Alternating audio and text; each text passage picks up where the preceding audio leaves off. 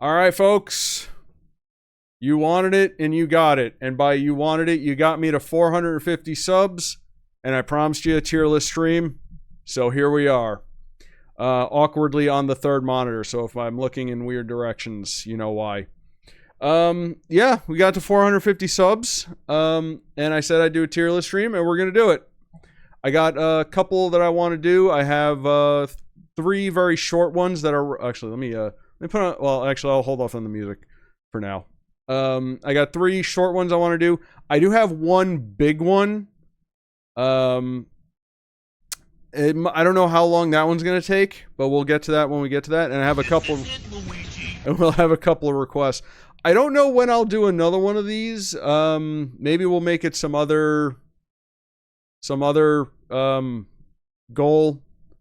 Some very big goal, because I'm going to be honest, guys, this site drives me insane because there's ads everywhere. Like, look, you can see one right here peeking out.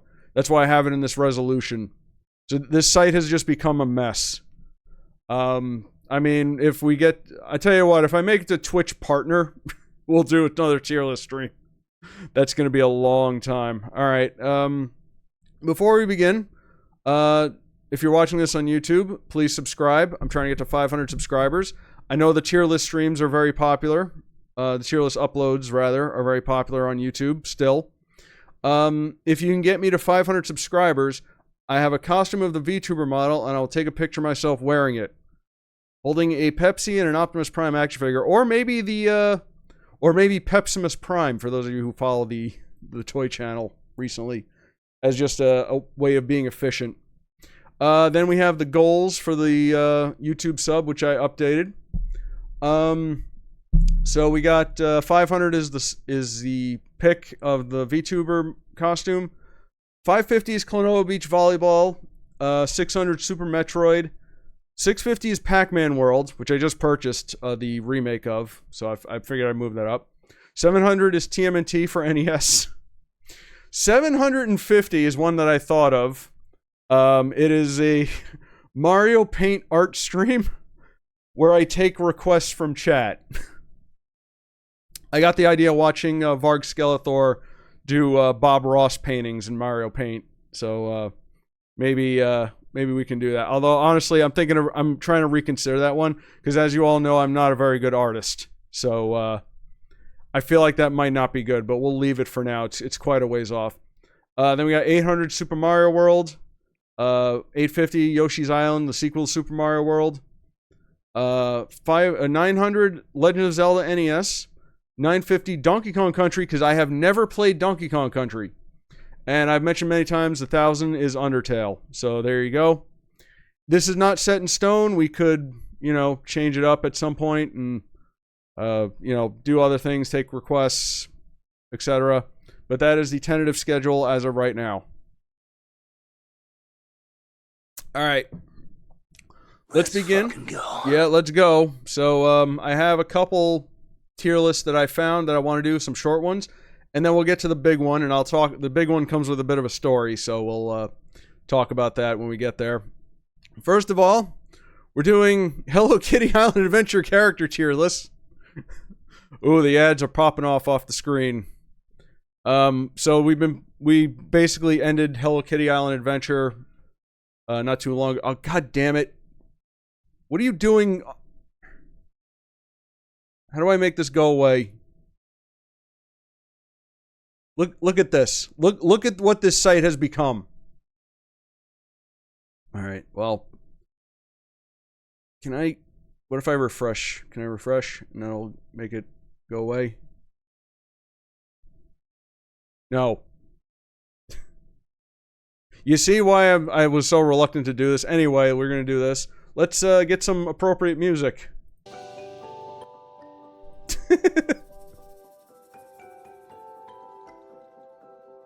I figure we do like another little send-off to Hello Kitty Island Adventure. This is not as bad as the comic reading online, but... Oh, is it really? Alright. So, we have a bunch of characters here. They have some of the guest characters, but not all of them. But that's fine. I guess I'll judge this based on how much I generally like the character or how I want to say how useful they are, but the guests are not very useful, let's be honest. Alright, that might be a little too loud. Let me lower that. Just a hair. Okay. There we go. Fantastic Four Hello Kitty Island Adventure. The Thing would love to shop at Hello Kitty's bakery and eat everything.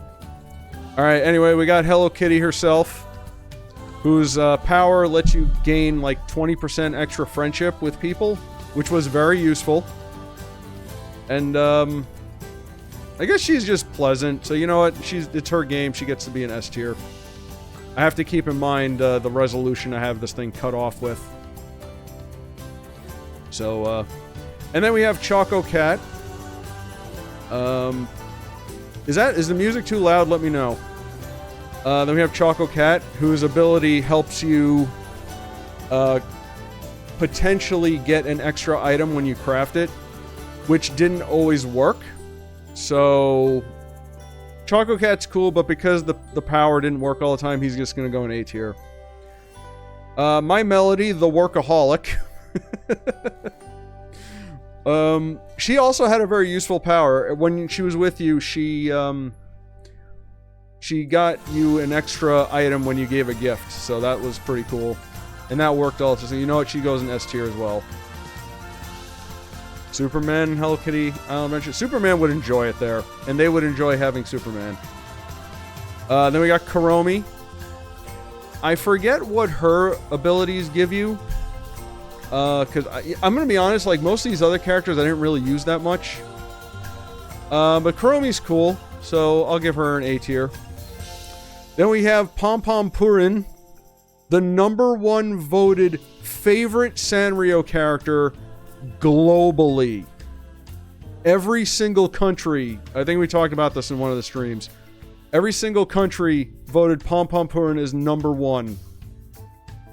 And he's cool and all. I'm gonna be honest, I hate to disagree with, you know, the world, but he wasn't one of my favorites. He was alright though, B tier. Pachaco, who is oh, it is a little too loud. All right, let me lower it some more. We just want some nice little ambient background music. Okay, so Pachaco, I think his power was good too. He helps you run faster. So I'll put him in A tier with these two. Cinnamon Roll, who is also very, very, very popular. Good job, Robert. It goes World War V. Good. I like that we skipped the other 2 World Wars just to get to 5. It's not really a world war. It's the world uniting against me for putting Pom Pom Purin in B tier. In a way, I kind of created world peace. You're welcome. Anyway, Cinnamon Roll is cool. He's hard to catch, but he does have a good power as well because he lets you glide further. So I'll give him an A tier as well. I do really Batsmaru, who I do really like, just as a character. I don't know what his powers were, or I don't remember what his powers were. So I'm just gonna give him an A tier. My man Tuxedo Sam, who you know is my favorite because I had a plush of him when I was a kid. I'm giving him S tier just for that. He's a very pleasant character. Then we have one of the more forgettable characters, Peckle. Whatever. Keroppi is cool. He does have a good power too. He helps you catch hard to catch critters. So I'll give him an A tier. Hangudon to me is on the same levels as Peckle. It's like, whatever. He's okay. I might find a real cat sleeping in a claw machine one of these days. I'd be kind of shocked, and I'd probably have to call someone to get it out. I've never seen that. I've seen footage of not just cats in claw machines, like kids that climb inside and have to be rescued, which is crazy. Then we got my girl Retsuko. Retsuko is great. We'll put her in S tier. I don't remember what her power is, but I did like her show. I liked her show too much, to the point where I had to stop watching. They crawl through the prize chute in one of the bigger ones. Unfortunately, you can't get out once you're in, unless they open it up. But yeah, Retsuko is cool. I've seen the show, so she'll get an S tier just for that. I liked her show a little too much because I had to stop watching it because it got a little too real at times. Anyway, Kiki and Lala, who came in more toward the end, sort of, quote unquote, even though it was still, we were still playing for a while. They're cool. I like them, but I don't remember really doing much with them. Hey, you know what I'm realizing is missing from this list is Mel. Mel is not on the... What the frick? Why is Mel not on the list? They forgot about her. Then we got Top Hat. Mel wasn't worthy, no. You know what? She's busy with Inky. That's why she's not on the list. Anyway, Top Hat, who was an interesting character. He was the easiest one to gain friendship with. But, aside from that, I don't know, not a whole lot. He had to get over his fears, which I guess is interesting. I think he was created for the game, if I'm not mistaken, so he's an OC. But, that's okay. Then we got my man, Big Challenges. The character who has not been used in anything aside from this game since like the 1970s. And they just brought him back for some reason. He was cool, a cool character. I liked him a little bit more than Top Hat, so we'll give him an A tier. Then we have Piano. my sweet Piano, who does the customizations. She's alright. Not much of a character to her, but whatever. I don't remember what her power is. Again, most of these characters I did not utilize. Just the ones that were important, like these three right here. And sometimes I would use Pachaco and Cinnamon Roll. Alright, so now we have the guest characters. I don't know how to properly judge them. We got Cinnamon Roll's crew here. Well, I don't think we met all of. What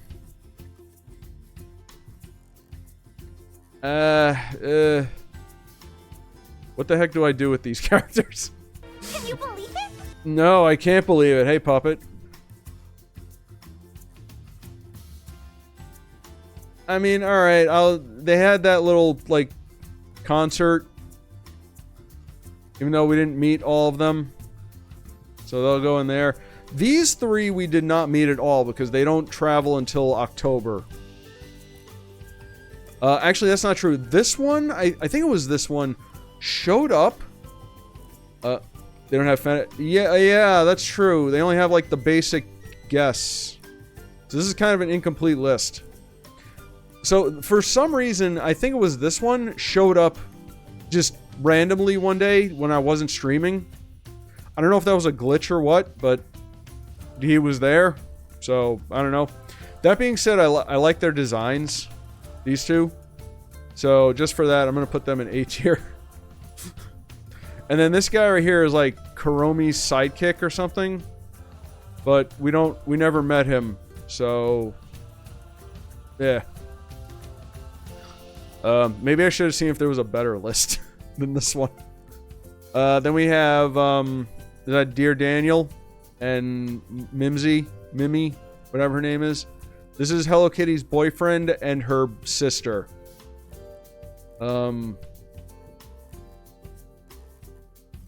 Daniel wasn't that interesting. Neither was her. And then we have Tuxedo Sam's pals, Tam and Pam. who I don't think we interacted with during any streams, although I did move them in. Yeah, Hello Kitty's parents and her grandparents are not on the list, but My Melodies is... So I don't know. This is an incomplete list. We're just working with what we got. They're cool, but they're not as cool as Sam, but I'll give them an A tier just because they're alright. Then we have the My Melody family. I think I like her grandparents more than her parents. So I'll tell you what, I'll give her parents B tier. And the actually no, I'll give the parents C tier. And the grandparents will be B tier. Especially the grandpa, because he is a fan of metal. Alright, there you go. Working with what we got. The incomplete Hello Kitty Alan Adventure character list. Even though there's other characters. Alright, so moving on to the next one. So, we've been doing Link to the Past randomizers. I'm going to leave this music on for this because I think it's going to be funny. We've been doing Link to the Past randomizers. And I said in a previous stream that I wanted to do like an enemy tier list for Link to the Past. So I looked for one, and I couldn't find one, but I did find a couple others we can do real quick. So this one is Link to the Past dungeon ranking tier list. Sorry, ads, you don't get shown on my stream. So, here's all the dungeons from Link to the Past. God damn you. Whatever. So, these are Link to the Past dungeons.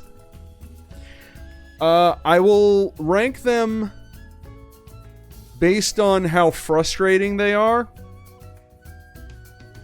Or how easy they are. S will be easy to frustrating. D will be most frustrating. Just like the ads that show up on this freaking site. Can I refresh and it'll go away, please? Go away, please. Thank you. I'll also be thinking them in terms of the vanilla game, so I won't be considering the randomizer at all. All right, so first up we got Ganon's Tower, largest dungeon in the game, lots of twists and turns, lots of frustrating rooms. It is the last dungeon, so I guess it was. I guess it's pretty frustrating, so I'll put it in C tier. Misery Mire, another late dungeon in the game. It's not the worst in terms of frustration, but it is pretty frustrating. I find Ganon's Tower to be worse, so I'll put that in B tier. Palace of Darkness, not that hard, as long as you have the lamp. But again, I'm considering these in terms of the vanilla game. So yeah, I'll put that in A tier. Okay, now we got Turtle Rock. Turtle Rock is infamous for its frustration. Until we played Link's Awakening. And played Turtle Rock in Link's Awakening. Which is far worse. But yeah, this dungeon was always frustrating. Until when you get to that bottom area specifically, where you gotta go around, hit the button, and then go to the door. However, once you learn the path, it's not that bad. And because I've played the game so many times at this point, I basically know what to do here. So, I'm gonna be honest, it's not that bad. Then we have the Eastern Palace, the first dungeon in the game, in vanilla. Pretty straightforward dungeon, pretty easy. It's just like the tutorial level. It's about, to me, it's on the same level as Palace of Darkness, which makes sense because, you know, they're basically in the same spot. You know, first dungeon of the Dark World, first dungeon of the Light World. It makes sense. Now we have Tower of Hera, where our buddy Moldorm lives. Easiest dungeon in the game. S tier. It's just, you go down once and then you just go straight up. Easy. The water temple, or not the water palace, the swamp palace, rather. This one can get a little frustrating, but it's not too bad. Yeah, you know what? I'll put that in A tier. Not nearly as frustrating. The Desert Palace. Desert Palace. Yeah, this one's not really that hard either. It's mostly one big room, which is like a couple of small rooms off to the side. So it's, yeah, you know what? It's pretty easy. I'm gonna put it. I think Tower of Hera is easier, but this one's way easier. Then we have the Hyrule Castle, which I'm considering all of Hyrule Castle as you know, the basement, the path to Aghanim, as well as the escape. It's pretty straightforward too, I think. There's some frustrating bits when you go to Aghanim, but not too terrible as long as you have the lamp. But again, vanilla game, so A tier. Then we got Skull Woods. This one is a bit frustrating to me, mostly because it's easy to like forget which entrances to go in and where to go, and it's easy to get lost and it's easy to get soft lock in it. So that one to me is on Ganon's up there with Ganon's Tower, even though Ganon's Tower is much larger. Then we have the Ice Palace. That is the worst dungeon in the game. Worst dungeon in the game, and I will not take notes from anyone. It almost is required that you sequence break and get the Cane of Samaria, just so you don't have to deal with the roundabout way. You gotta properly do the dungeon. Ugh.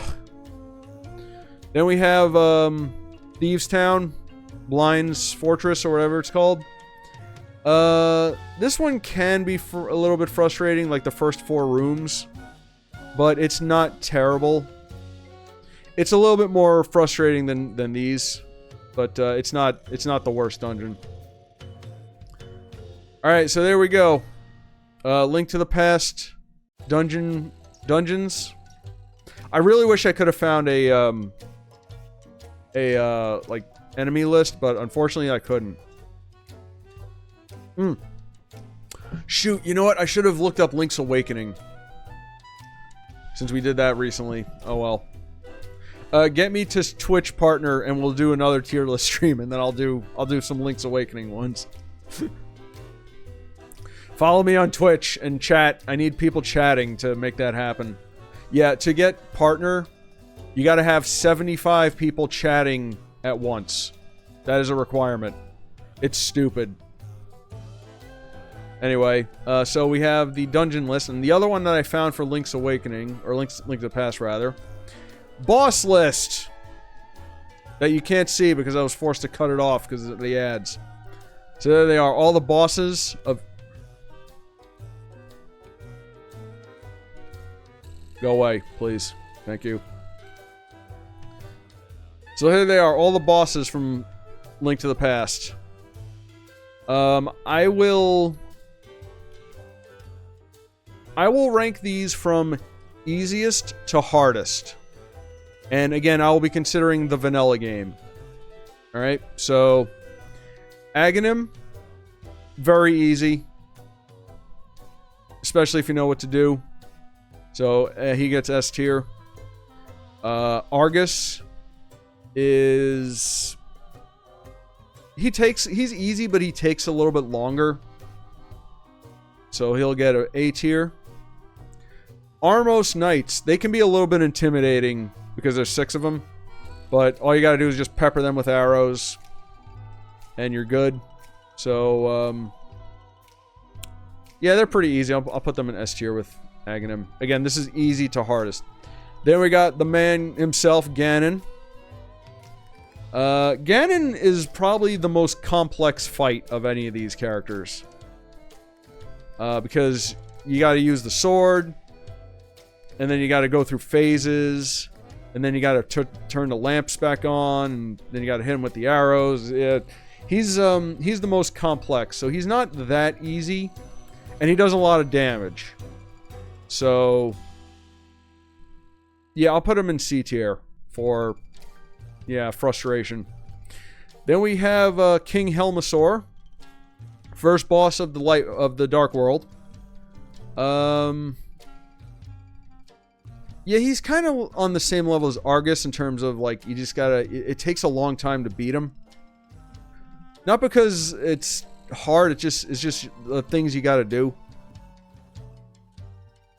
Because you gotta smash his helmet off, and that takes forever, and then you gotta hit him in his soft spot. Yeah, whatever. And we have Cold Stare from the Ice Palace, who's easier than the Ice Palace itself. He is a bit harder than these two. So, I'll put him in B, or put them in B tier, because there's 3 of them. Then we have the, Land Molas, which can be frustrating too, because they shoot those rocks at you. And there are 3 of them. And if you're playing vanilla game, you're always, you're fighting them with the basic sword. At least in the first encounter. Yeah, they're a little bit harder than these other guys. Then we have our boy Moldorm. The googly-eyed hamburger monster. Yeah, he's kind of tough, isn't he? Especially since he can push you off the ledge. I like fighting him in the randomizer, because sometimes he just gets into a regular room, and you can just wail on him. Yeah, he's a little on the tougher side. So I'll put him in C tier. Alright. Mothula is the hardest boss in the game, because he moves around so much. The most ideal way to take him out is to hit him with the fire rod. But at the same time, while he's moving, he's also shooting at you. The ground's moving. There's spikes flying at you. That's the hardest fight in the game, in my opinion. Yeah, Mothula is in D tier. Our other boy, Blind, the punching bag of the randomizer runs. He is a very consistent boss, because regardless of what sword you're using, he takes 9 hits. Which is kind of interesting for one of those bosses. I don't think any of the bosses are like that. Because you basically just got to get through his 3 phases. By the time you get that 3rd phase, it is pretty difficult, but not impossible, because his head's got a pretty, his head's pretty easy to hit. And then we have Trinex, who in the enemy randomizer we did last time, I ran into him in Thieves Town very early on, which was kind of shocking. Thankfully, we had both the rods to take him out. But I was fighting him with Master Sword, which sucked. He is a pretty complex fight. And he does a lot of damage. So, yeah, I would say he's worse than these 3. And then we have Vitreous, who is tough, but not hard. Like, you need the upgraded swords to take him out. Like, all these eyeballs take forever to kill with, like, Master Sword. So, yeah, you're gonna want that tempered sword and preferably the gold. Although I don't think you can get the gold sword by now, right? You need to beat, I think you gotta beat Ice Palace and Misery Mire to get the gold, to unlock the bomb. I could be wrong about that, I don't remember. Based on just how hard he can hit, I'm gonna put him in C tier. So yeah, there they are. Link to the past bosses, ranked from easiest to hardest. Mothula is the hardest one, and I will not hear from anyone that says otherwise. Alright, guys. So those are the short ones that I picked out for myself. We do have one big one coming up here, and I have some requested ones that I will take a look at. If we have time, because this next one's going to be big. This one comes with a bit of a story, too. So, let us go from Actually, let me switch the music from Hello Kitty to Stardew Valley.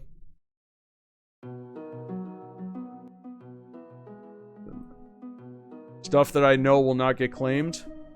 I hope. So, the next list we have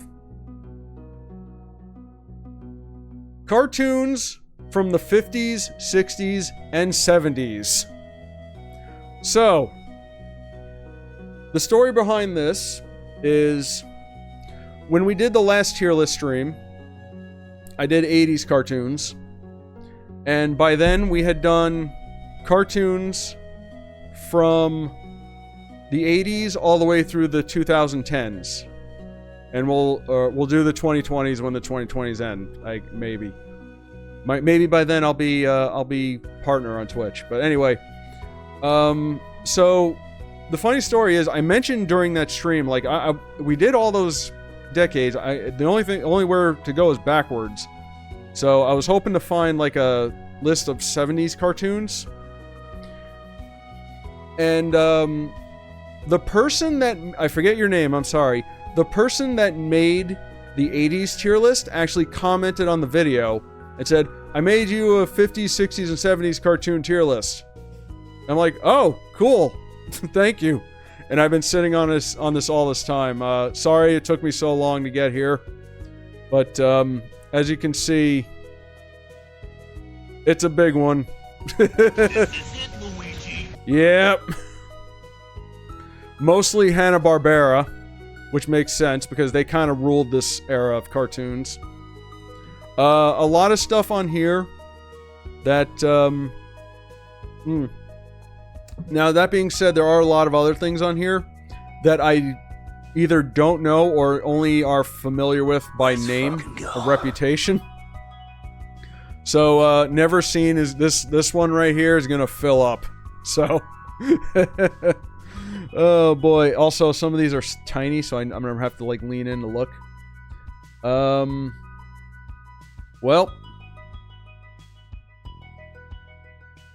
let's begin, shall we? So we got Looney Tunes. And this is all television cartoons, as far as I can tell. Looney Tunes, you know, started out in the movie theaters, like a lot of cartoons, but they made it to TV quite often, so they count. Personally, you can almost not go wrong with Looney Tunes.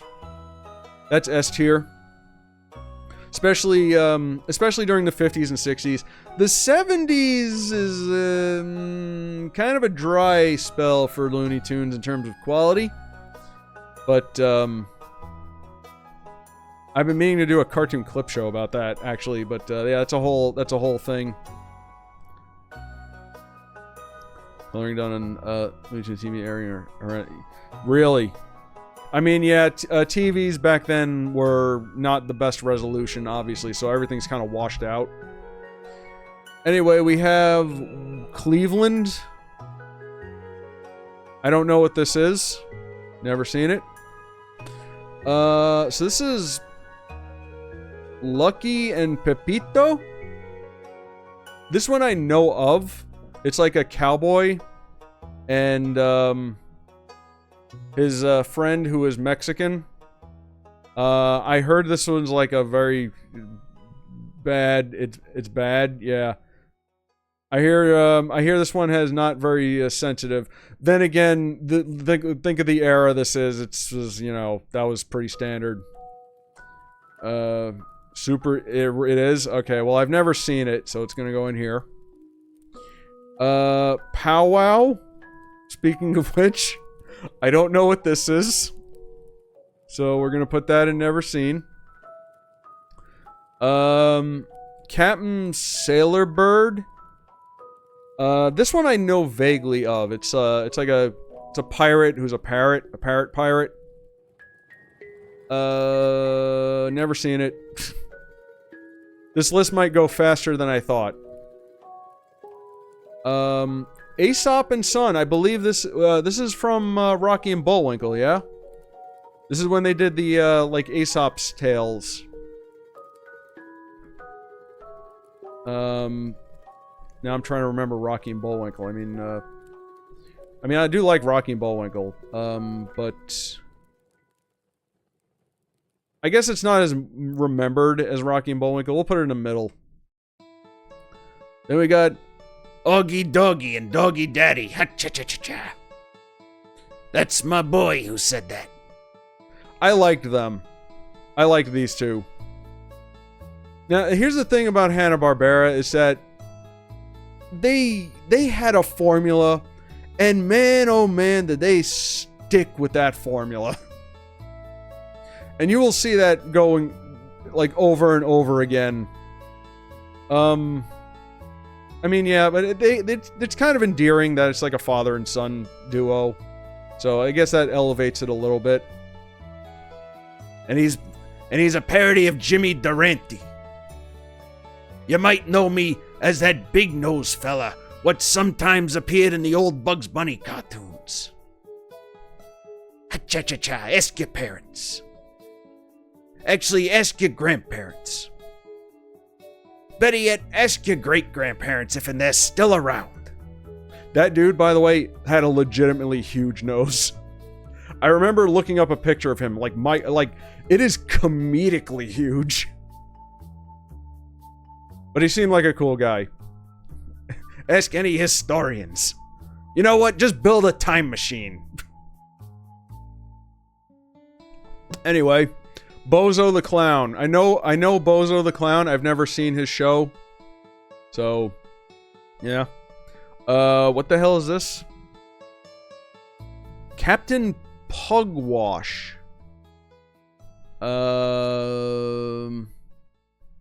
He was supposed to be a parody. Yeah, like every single Hanna-Barbera show and character was a parody of something else. Like Yogi Bear was Art Carney. I think Top Cat was Phil Silvers, I think. But yeah, there's like direct comparisons to everything. There's so many characters based on the Three Stooges. But anyway, I think this is a British show, if I'm not mistaken. So, I never seen it though, but that's pretty much all I know about that. Then we have Clutch Cargo. Clutch Cargo has, that reputation of being one of the worst quote-unquote cartoons of all time. Yeah. So, it's, Johnny Quest if it sucked. Yeah, pretty much. Johnny Quest is, of course, on the list. We'll get to that. So, Clutch Cargo, for those of you who don't know, is a cartoon. I think it's from the 50s. I'm not sure. Basically, what they did was, they just had still images of these characters, and then they cut the mouth out, and they had, like, an actor, like, put their lips on screen and just talk for the characters. Yeah, it's kind of horrific. I get that they were trying to experiment, because this was, like, early on, but man, that did not age well. So, Clutch Cargo is not a good show, regardless. Yeah. I mean, during this era, a lot of it was kind of cheap, so, then we have, Commander Bleep, I think that is. I know, this is a weird one. It's like an alien who teams up with a caveman or something. I remember seeing a very little of this. But, yeah, it's,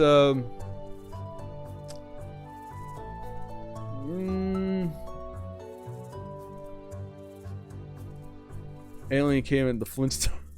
You know what? It might have been influenced by the Flintstones. But I remember Bleep was the alien. He only spoke in bleeps. He's like beep beep beep beep beep beep beep beep beep. I don't know if I know enough about it to judge it, so I'm just gonna put it in never seen, but I do know about it. The Great Kazoo. Ah, Crusader Rabbit. We were literally just talking about this in a previous stream. That was one of the streams that I think not a lot of people watched, at least not on YouTube. So, I'm gonna talk about this one again. I'm gonna repeat a lot of information for those of you who did not watch that one. Crusader Rabbit is the first cartoon made for television. It premiered in 1949. It lasted 455 episodes. Technically, it does not qualify for this list because it's 50s, 60s, and 70s. But then again, it would, like, we'll allow it because there are no cartoons in the 40s, so just be by itself. This was made by Jay Ward, who was the creator of Rocky and Bullwinkle. This is the first cartoon, guys. And most people have never heard about it. And that drives me crazy because this is the trailblazer right here. This is the show that every other animated series since owes its very existence to. And it's not a household name. It's not nearly as famous as Rocky and Bullwinkle. And what's interesting about this show is because it was on for so long, you can see it evolve and improve, especially as like television improved, because the first episodes were just like still images with like very, very, very limited animation and like a lot of narration and voiceover. And then eventually they switched up to having some, you know, basic animations, like just pretty much as good as like Hanna-Barbera. And then eventually color television came along and they had to have color, which looks very washed out because of, you know, how color television was, or maybe just not, it wasn't preserved well. But yeah, this one was like more people should know about this one because it kind of deserves it. It was the first cartoon. They're gonna come up with 450 episodes. Well, it's funny you mention that. The way it worked was every episodes were short. I believe all, if not most of it, is on YouTube because it might fall into the public domain. I don't know if it does. I was actually reading a thing where eventually it was acquired by Fox, and as we all know, Fox is now owned by Disney. So Disney, if it's not already in the public domain, Disney technically owns it and is just sitting on it like they do with everything. But yeah, you can watch it on YouTube, and I was watching quite a bit of it. The way it would work is the episodes would be short, and Crusader and his buddy Raglan T. Tiger, or Rags the Tiger, who was basically prototype Bullwinkle, because he talked like this, "Hey, little buddy," would go on adventures, and then something would happen, and the narrator would be like, "How would our heroes get out of this one? Tune in next time." And then you'd watch the next episode. Someone was nice enough to put a lot of these story arcs together in one long, like, hour-long compilation for each one. Now, that being said, do they know about Crypt? Probably not. That being said, the show deserves all the praise in the world and respect in the world because it was first. A lot of the things in it don't hold up. Okay, not a lot of it, but I was watching some of it the day I found out about it. It's not constant, but there was a story arc where they went to China. I won't say some of the things that happened or some of the things I saw, but let me just say, when they were in China, they found themselves in a town called No Ticky No Shirty.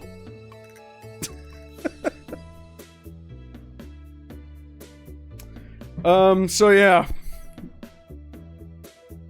It's not that bad, and you know what, honestly, if it was like a off-color comment or whatever, it would have been easy to shrug off.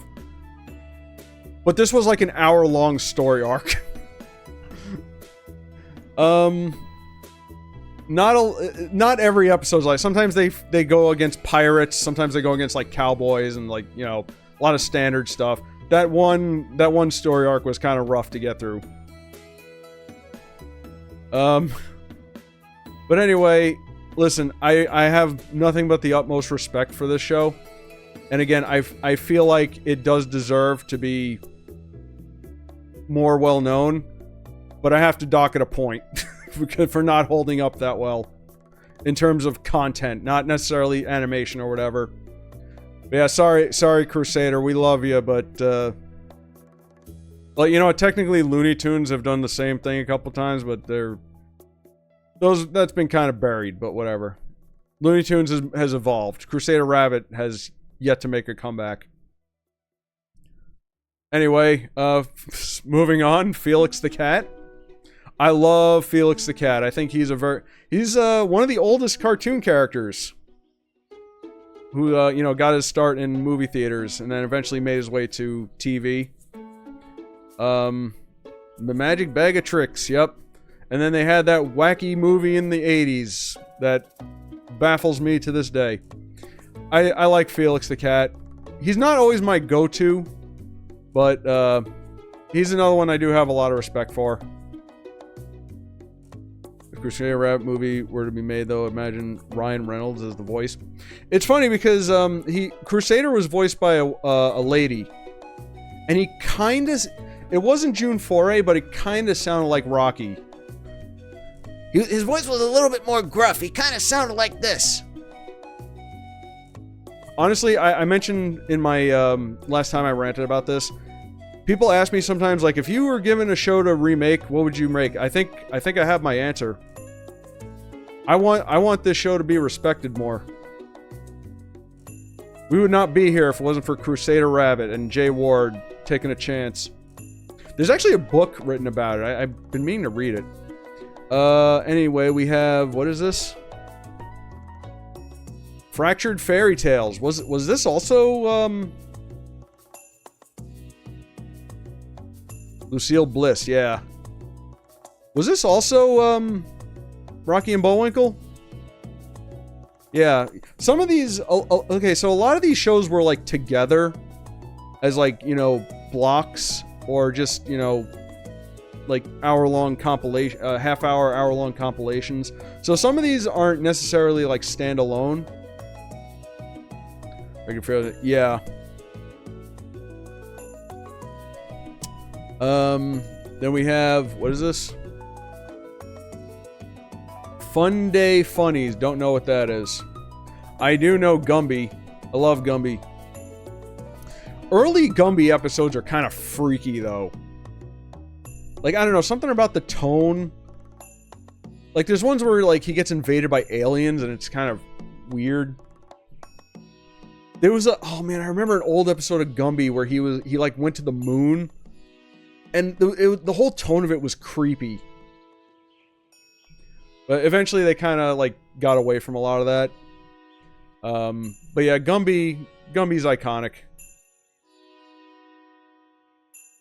I'll put him, you know what, he belongs with Felix and Crusader. I know they brought back Gumby recently as a CGI movie or something, which, to me, kind of defeats the purpose of the character. Because he's claymation, right? That's wrong, right? Having him be CGI? Rupert Murdoch owns Gumby. Oh! Wait, Rupert Murdoch the person, or did Fox own it? He's getting a new cartoon. Oh, really? Oh, is that what I'm thinking of? The CGI Gumby that I saw? He does? Oh my god. Why? What the fuck is he doing with Gumby? Then we got Mighty Mouse.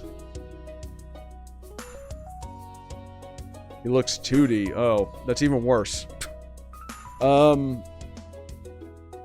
Mighty Mouse Playhouse. I actually remember the Mighty Mouse cartoon from the 80s, the reboot. Never seen a Mighty Mouse cartoon. Oh, really? I did see some of the older one, though. I think they reran it on, like, Nickelodeon. Nickelodeon was a very valuable resource back in the day for old cartoon reruns. Because I think they had Rocky and Bullwinkle. I think they had Underdog. Or maybe Cartoon Network had some of those too, but Nickelodeon played a lot of, like, old, like, maybe public domain. I don't even know if they were public domain at the time, but yeah, they showed a lot of stuff like this. Mighty Mouse is iconic, but I don't know, something about him I don't like as much as, like, these guys. But he's alright. And the Andy Kaufman. Here I come to save the day. Alright, what the hell is this thing? Noggin the Nog. Ooh, my microphone's falling. Hold on. Oh no, my microphone came unclipped from the desk. Nobody panic. I think I gotta get a better microphone clip or something. I'm gonna move this over a little bit. Okay, put that back.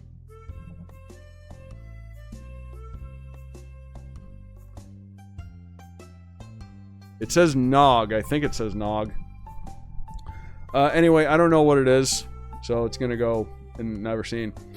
Is that Patty the Pelican? Or okay, this one I know about. This is a bad cartoon. It's not, well, actually I'm oh man. Patty the Pelican was like, it seemed like it had a lot of potential because it had very, very limited looping animation. But the looping animation itself was not bad, but it was just kind of lazily done. Yeah, this is yeah, look up Patty the Pelican. And you'll see what I'm talking about. It honestly, it belongs next to Clutch Cargo. Then we got Mr. Peabody and Sherman from the Rocky and Bullwinkle show. Man, Rocky and Bullwinkle had a lot of segments. I liked these two more than like the Fractured Fairy Tales, and they're very good, likable characters too. Precursor to Time Squad, pretty much, yeah. I mean, the kid in Time Squad basically looks like Sherman, and they had that movie from, what was it, DreamWorks, who did Mr. Peabody. That one's kind of underrated. Yeah. Then we have Pixie and Dixie and Mr. Jinx. I hate Mises to pieces. It's basically Tom and Jerry, but with two Jerrys. That's what this is. This is Hanna-Barbera sticking to their formulas. Kmart, yeah, pretty much. Oh! Who's that? Lucky Rick live. What's up, man? Thanks for the raid. Thank you for joining. Wow, you're raiding to this, huh? All right. Hey, how you doing? Thank you for joining us. We're talking about ancient cartoons that even I have not heard of. Books? These are not books. These are cartoons. So what were you doing tonight that you raided me with? You did it. Oh, you were also doing tier lists. All right, cool. All right, yeah, we did some tier lists already. We got more coming. This is my I got 450 subs on Rob the Casual. Oh, thank you for the follow. Who wants to know? I got 450 subs on my YouTube channel, Rob the Casual Gamer, up there, and I said I would do a tier list stream for that, and here we are, in this buggy, ad-ridden site that I have to zoom in on. Bluey's dad, where? Pink Panther's Peak, yeah. Well, we're kind of getting started here. It's a long one, as you can see. The reason why I'm doing this is because previous tier lists we've done cartoons from the 80s to the 2010s. And I said I wanted to start going backwards. And the person that made the 80s tier list decided to make this for me. And it took me a while to get to it, unfortunately. So here we are. Anyway. Next we have Quick Draw McGraw. Honestly, he was pretty funny. Yeah, El Kabong. El Kabong was great. This is one of the better Hanna-Barbera cartoons. just for that. Also, fun fact, his sidekick, Baba Louie, my grandfather started calling me that for a while. It's like, hey, Baba Louie! Amazing Digital Circus hasn't been invented yet. This is the 50s, 60s, and 70s. Baba Louie! So, yeah, this one gets a little bit more elevated than other Hanna-Barbera shows, in my opinion. So then we got the big one, Rocky and Bullwinkle. Jay Ward's other more successful show. Saw quite a bit of this when they aired it on... It was either Cartoon Network or Nickelodeon. I can't remember which. But yeah, this is a classic. And I would say it holds up a little bit better than Crusader Rabbit does, unfortunately. Am I from the 50s? Yes, I am 80 years old. So be nice to me. I'm your senior. But yeah, Rocky and Bullwinkle's great. They keep screwing it up every time they try to reboot the show. They need to go back and see why. Even so, live action movie. Yeah, you know what? The live action movie gets a bad rep, but it's better than people say it is. You're from the 90s. If you must know, I am from the 80s. But no, I am not from the 50s. Although I did watch quite a few of these through reruns and stuff. Alright, what the hell is this thing? Oh, it's Rough and Ready! Rough and Ready is Hanna-Barbera's first show. It's, you're from the 30s? Oh, well, you better get to bed soon, Grandpa. The 2000s. Oh, so you haven't been born yet. You're not even a gleam in your father's eye. Anyway, Rough and Ready is Hanna-Barbera's first cartoon. They made Tom and Jerry, but under their own studio name. This was their first cartoon. Again, just like with Crusader Rabbit, it doesn't really get talked about much. It's actually very similar to Crusader Rabbit, in my opinion, because they do that thing where it's like, oh, our heroes are in trouble, what are they gonna do now? And then tune in next time. You know, that like Buck Rogers-esque type of storytelling. Where it's like, tune in next time to see if our heroes get out of this one. And it's just like a cat and a dog. Next time on Death Battle. So that being said, you know, it's a Hanna-Barbera show, but I think it deserves a bit more respect than it gets. It paved the way for hundreds of extremely similar shows. That's not true. Then we have Snooper and Blabber. Snooper and Blabber kind of sucks, I'm gonna be honest. The whole joke with them is that have I seen the new Louis, how the day the Earth blew up? Yes, I have. I really liked it. Snooper and Blabber, the idea is that they're detectives, but they're bad at their job, I guess. So yeah, it's not as good as some of the other Hanna-Barbera shows. I liked it too. I'm waiting for Coyote vs. Acme to come out so that movie can make $1 billion. And Ketchup Entertainment can wave the check in the face of David Zaslav.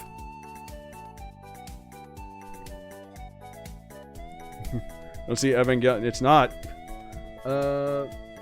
We do have Space Explorers, though. I don't know what this is. So that's going in there. And we have Spunky and Tadpole. I don't know what that is. So it's going into... then we got Huckleberry Hound. Who's, one of the few faces of Hanna-Barbera.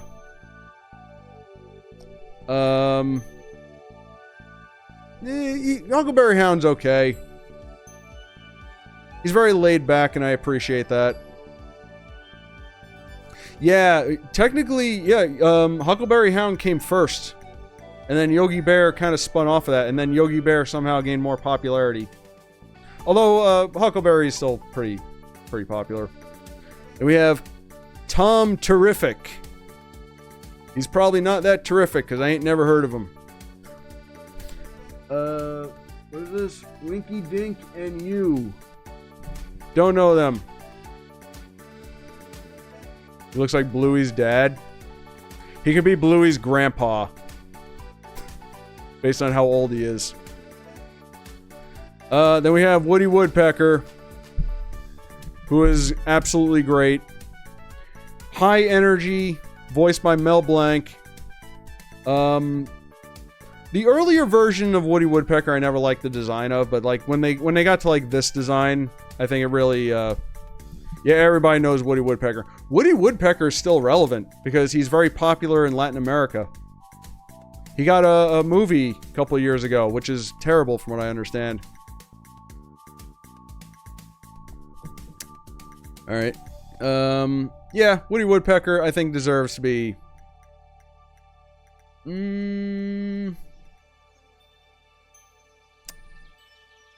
yeah, you know, we'll give Woody Woodpecker S tier. And then there he is, Yogi Bear, the man who owes his career to Huckleberry Hound. And probably does not reciprocate enough. And just causes trouble. I mean, it's Yogi Bear, he's iconic. That being said, I think he is a little bit better than Huckleberry Hound. He's not as I don't like him as much as these ones, but it's Yogi. And then we got Mr. Magoo. Mr. Magoo, the blind old man. There's some funny bits in these cartoons.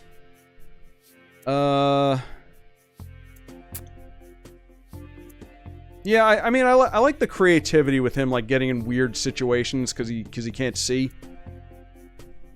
The Christmas Carol yes, the live action movie with Leslie Nielsen. Honestly, for a live action adaptation of this, I think that was as best as they can possibly do. They hit all the beats, and I forget the actor's name, but the person they got to play his nephew was actually pretty suited for the role. He kind of looked like the character. You're blind, so you can relate to the show. Ah. All right, I'll have to remember to do my streams in Braille. All right, I'll give Mr. Magoo a B tier because it can be pretty funny. All right, what the hell is this? Reluctant Dragon and Tuna Joe? What? See, I'm gonna be honest. I love digging into stuff like this because I find weird stuff I've just never heard of. So that'll go in never seen. Who's this man? Super President. What president would this be from the 50s through the 70s? Gerald Ford? Jimmy Carter? I have no idea who this is, but he's, you know what? He's probably cool. So, sorry, I have to lean in to read some of these. Oh, Dastardly and Muttley! Stop the pigeon! Stop the pigeon! Stop the pigeon! It's weird because it was a cartoon solely centered around the villain. You don't see that very often. And the whole thing was they were like enemies, and like the pigeon, it was like a carrier pigeon. They had to try and stop them, and they did all kinds of wacky things to do that. Again, a lot of creativity with stuff like this. I appreciate that. Also, that theme song is weirdly catchy. I kind of remember liking this. There you go. Yeah, the Hardy Boys had a cartoon. I think I might have heard of that, but I've never watched it. I've never even read any of the Hardy Boys books. I probably should have. They seem like they would have been right up my alley. Then we have Sabrina the Teenage Witch original Filmation, a spin-off of the Archie show. Yep. How much of this have I actually seen? I don't think I have. I have a feeling it's about as good as any other Filmation cartoon. But, Harry Potter's books are in public. No, are they really? Are they that old? But you know what? I do like Sabrina. I think I've seen a little bit of this. It's Filmation, though. You know, it's pretty much what you'd expect from Filmation. Chilling Adventures of Sabrina. Oh, really? I remember there have been a bunch of Sabrina adaptations. There was the one in the 90s with, I think that was Melissa Joan Hart. The live action one was Melissa Joan Hart.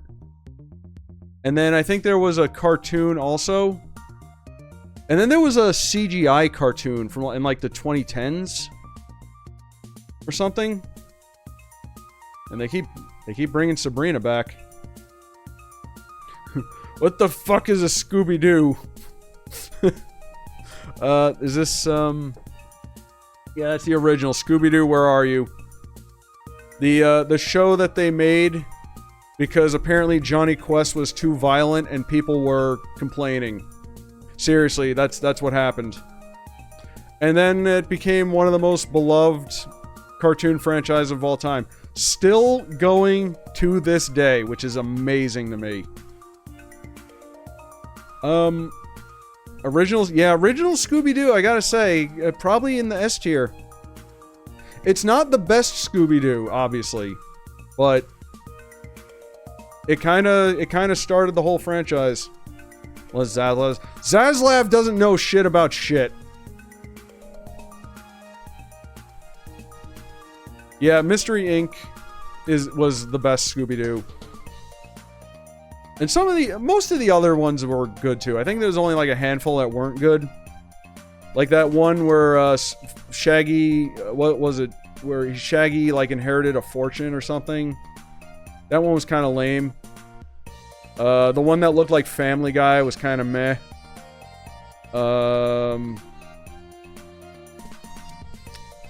Shaggy and Scooby get it. Yeah, that one. Most of those have been forgotten about by now. Then we have The Ant and the Aardvark. This was a cartoon as part of the Pink Panther, which is right here. It's just another one of those predator chases prey type of like slapstick comedy. You know, like Tom and Jerry and Wile E. Coyote and Roadrunner, etc. Yeah. The difference is like these two actually like spoke. So that kind of added a little bit to it. It was always weird to me that they were like monochromed, but maybe that was like a cost issue or something. I do remember kind of liking this. I'll put it in B tier. And then we have, what is this? Speaking of which, here's another one. Motor Mouse and Autocat, who I believe was part of the Chattanooga Cats show. We'll talk about them in a minute. This is Tom and Jerry, but what if they had cars? That's what this is.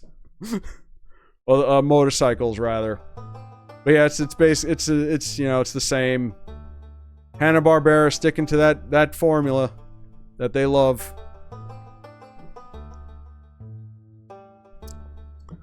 And then we have The Pink Panther. I remember watching a lot of these. The Pink Panther is just cool. No dialogue, barely any sound of... Oh. Thank you for the follow. Hold on, let me see something real quick. Oh, shoot, that's me. Forgot I forgot I'm capturing my... Okay, I'm very close to 200 followers. I need one more follow, and we're at 200. I'm sorry, I forgot I'm using two... Oh god, no. No! It's just OBS. One more follow and I'm at 200. Anyway, Pink Panther. Pink Panther's like just that theme song and just the overall aesthetic of the show. Something about it was really cool. And again, it was just one of those like funny situations. Although this one was a little bit more surreal. Yeah, you know what? Pink Panther. I like Pink Panther. Pink Panther gets S tier. Then we have what is this? Skyhawk. Captain Skyhawk, the NES game? I love that game. I played it on stream. No, I don't know what this is. Something Skyhawk. So, that goes in never seen. I didn't know Smokey the Bear had a cartoon. I always thought he was just the mascot for not leaving campfires. Yeah, apparently he did. I've never seen it though. What's funny is I was just watching recently Secret Galaxy did their video on McGruff the crime dog. I did not know how deep of history that character had. I think I was talking about it in a stream previously. But yeah, it's I want him to do a video on Smokey now.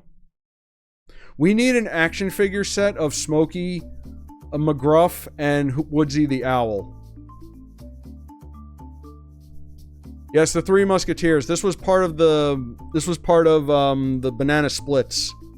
The Banana Splits showed a couple of Hanna-Barbera shows.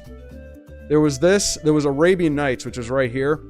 And there was a live action show. I think it was called like Danger Island or something. McGruff and Smokey fought. Yeah, I remember that. There's a horror movie. I like them in Jellystone because they're like criminals. But yeah, they showed some Hanna-Barbera shows. This was the Three Musketeers. It was the Three Musketeers, and they had like a kid character that wanted to be a musketeer and would constantly get captured. Honestly, I have seen it, but it is pretty forgettable. But it's probably fine. Then we have Around the World in 79 Days. Not 80 days, 79 days. Which was, I believe, was also part of Chattanooga Cats. Oh boy, we're going to talk about you in a minute. This was a, you know, I guess they wanted to do it quicker than, who was it, Phineas Fogg, the guy from the novel? I do remember quite a bit of this. These three were the main characters, and they like they flew around in a balloon like they did in the novel, and they were being chased by this like stuffy British guy in a car that like transformed into things to help him get around. Which again, you know, a lot of clever designs and stuff. But it would have been 79 episodes. Knowing Hanna-Barbera, they never finished it. But yeah, there was some like clever stuff in this.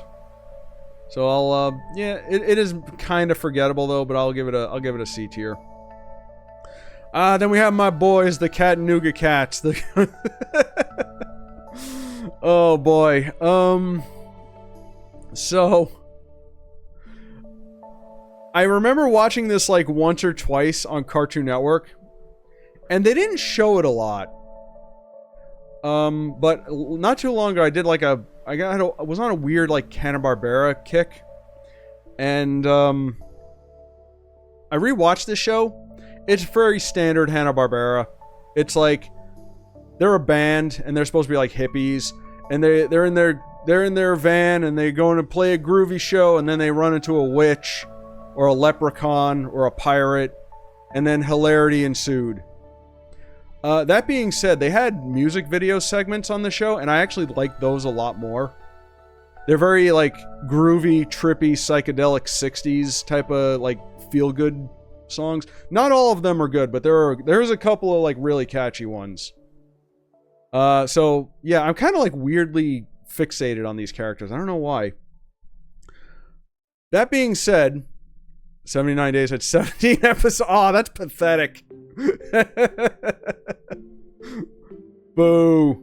Alright, I guess they never made it. Anyway, that being said, for those of you who saw the Discord recently, I mentioned that I am now the proud owner of an animation cell from the show.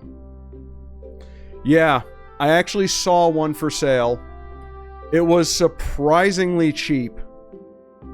And I decided to jump on it because why not? And I actually found the very frame that I have the sell of, and I put it up in the Discord, so you can check that out at your leisure. Yeah, I don't know. I like the characters. The show was standard. The music segments were a lot more fun. And animation digital circus. Really? How did you get that? I like these characters. They're not the best, but you know what? They're a personal favorite. I'm gonna put them in B tier. Magic? Ah. Alright, Hot Wheels apparently had a cartoon. I did not know about this. Oh, really? I know Hot Wheels has had some cartoons. They had like some like movie, like direct-to-DVD movies, and there was a show on Cartoon Network that was like CGI, and they were like a bunch of kids fighting these like interdimensional mutants or something. It was weird. I have never seen this particular one, so I'm gonna put it in here. Might be worth digging into, though. Yeah. First CEO Nickelodeon was in charge of collection of Mattel toy-based cartoons that included... Oh, really? Huh. I gotta catch up with Paparina. I haven't watched their stuff in a while. Then we have It's the Wolf! It's Lamsey and Mildew Wolf, voiced by the late, great Paul Lynde. I'm gonna get that lamb. Who had a great voice for cartoons. So he was associated with a lot of Hanna-Barbera shows.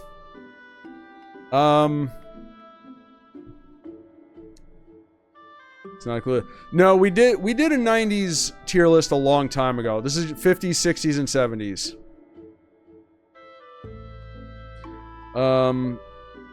I mean, it's standard Hanna-Barbera.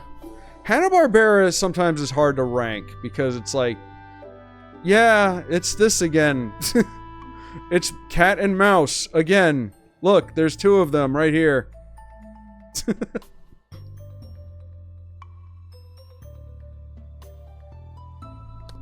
The ranking of Doug. Yeah, that was a long time ago I did those. You can find all of my tier list streams on the Rob the Casual Gamer YouTube channel. They are the most popular streams that I do, or popular uploads to YouTube, and yet I hate doing them because this site is a mess and they take a long time. We have Micro Ventures, which I think I've heard of, but I've never watched it. So there we go. Wacky Races. I love Wacky Races. Wacky Races is so much fun.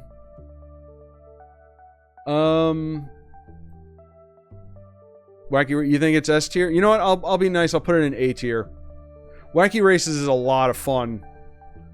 Again, just wacky characters, wacky cars, cartoon shenanigans. I mean, we can't go wrong with it.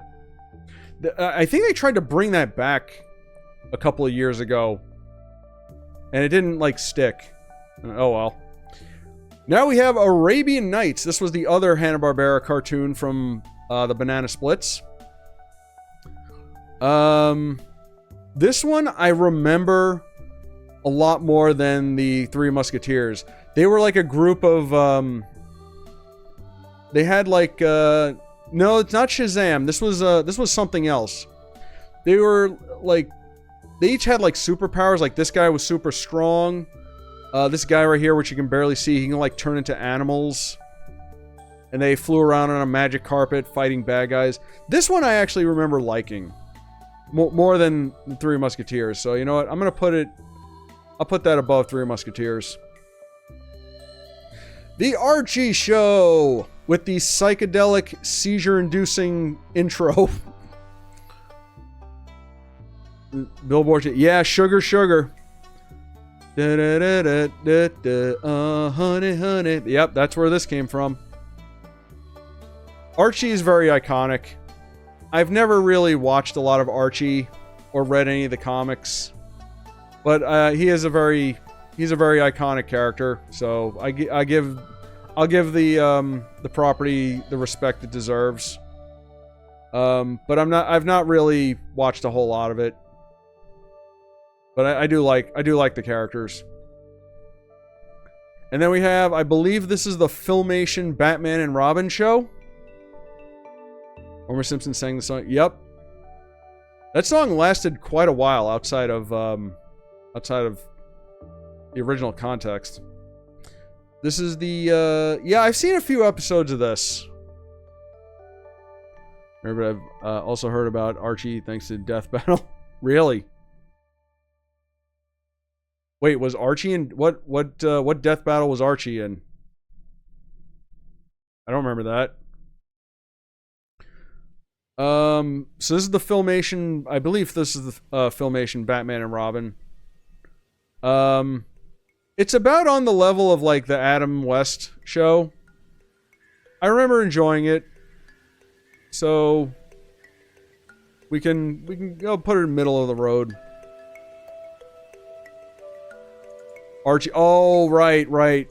From the Archie comics, right. The most broken characters ever going at it. Alright, what the heck is this? The Adventures of Gulliver. There was a Gulliver's Travel cartoon? I only know of the Fleischer Studio movie.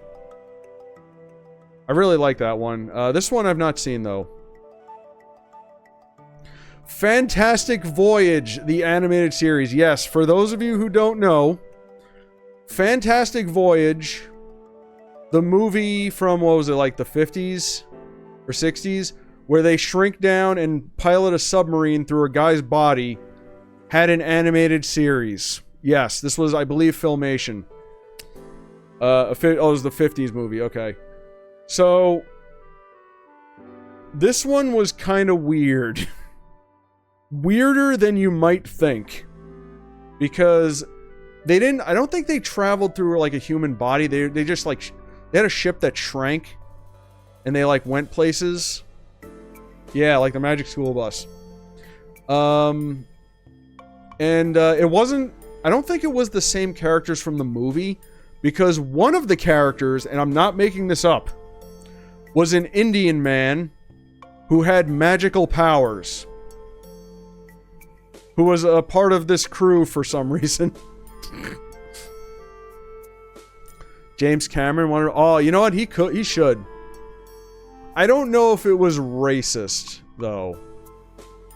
I think he was just kind of there. Like, I don't know if it was like a huge stereotype. I'd have to see it again. But, yeah, it was weird. I don't remember it being very good. I only remember the characters. So I'll just put it in D tier for now. Ah, Birdman. I loved Birdman. And Venger. Who's the man in the suit? Harvey Birdman, attorney at law. This is the original Birdman, though. I remember finding this show by renting a VHS tape of it. Him and the Galaxy Trio. Yeah, thankfully because of the show we got Harvey Birdman and Stephen Colbert as Philkin 7. Ha ha! Dangly parts. We are just judging this, however. I mean, I love the Hanna-Barbera superheroes. I wish, yes, we did 80s through the 2010s. So we did 80s, 90s, 2000s, and 2010s. And when the 2020s are up, we're going to do 2020s. If I'm still streaming, that is. Who knows what'll happen in 5 years. Anyway, Birdman. I love the Hanna-Barbera superheroes like Space Ghost and like the Herculoids. So I'm gonna give Birdman his due. I'm gonna put him in A tier. Then we have the Fantastic Four. The Hanna-Barbera Fantastic Four. Will I survive the cringe ages? I'm trying. We're certainly trying. Anyway, the Hanna-Barbera Fantastic Four cartoon, which is still entertaining to this day. I posted a while ago on the Discord server, someone did a compilation of like out of context moments and violence from the show, and it is hysterical. I will say that the portrayal of some of the villains in this is kind of pathetic. Doom sucked in this show. Doom was sucked. He was so bad in this. Like this show had the worst version of Doctor Doom. That being said, it is very entertaining, so I'm gonna give it a B tier, just for that. And you had Paul Frees as the Thing. I mean, what more do you want? Then we have Johnny Cypher in Dimension Zero. I don't know what this is, but it sounds amazing. So we'll just put it there for now. Another one, Marvel movie, the godly soundtrack. Which Marvel movie? There's now 5 of them. In my mind. Now we have Mytor. The caveman, Superman.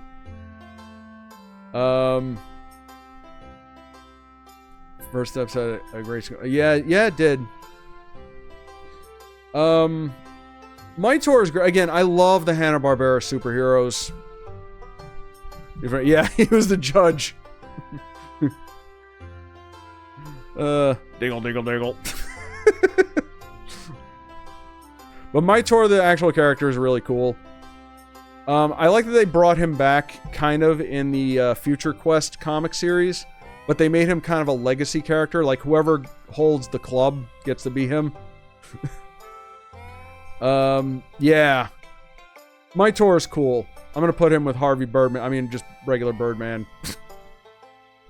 Then we have... Okay, we're getting into the superheroes here. Super Chicken, which I believe was a cartoon from Underdog. I think it was Underdog. So he's like a chicken, and he gets superpowers by drinking a martini. Yeah. And he turns into like a fencer. Like a Zorro type of character. Yeah, it was kind of weird. But probably about as good as it sounds. I put him in D tier. Kind of forgettable, weirdly. And now we have Shazam. The genie, not the DC character. Yeah, Shazam the genie. Okay, so Shazam was cool. Weirdly, he kind of rubbed me the wrong way because he was kind of like an arrogant jerk. He was like the 2 kids had the ring that they put together to summon him when they get in trouble. And he shows up and he's like, ho ho ho, looks like you're in trouble again, guys. Like he was that kind of character. So I didn't like him as much as like Birdman or Mytor. I'll put him down a peg. He's fun in Jellystone though.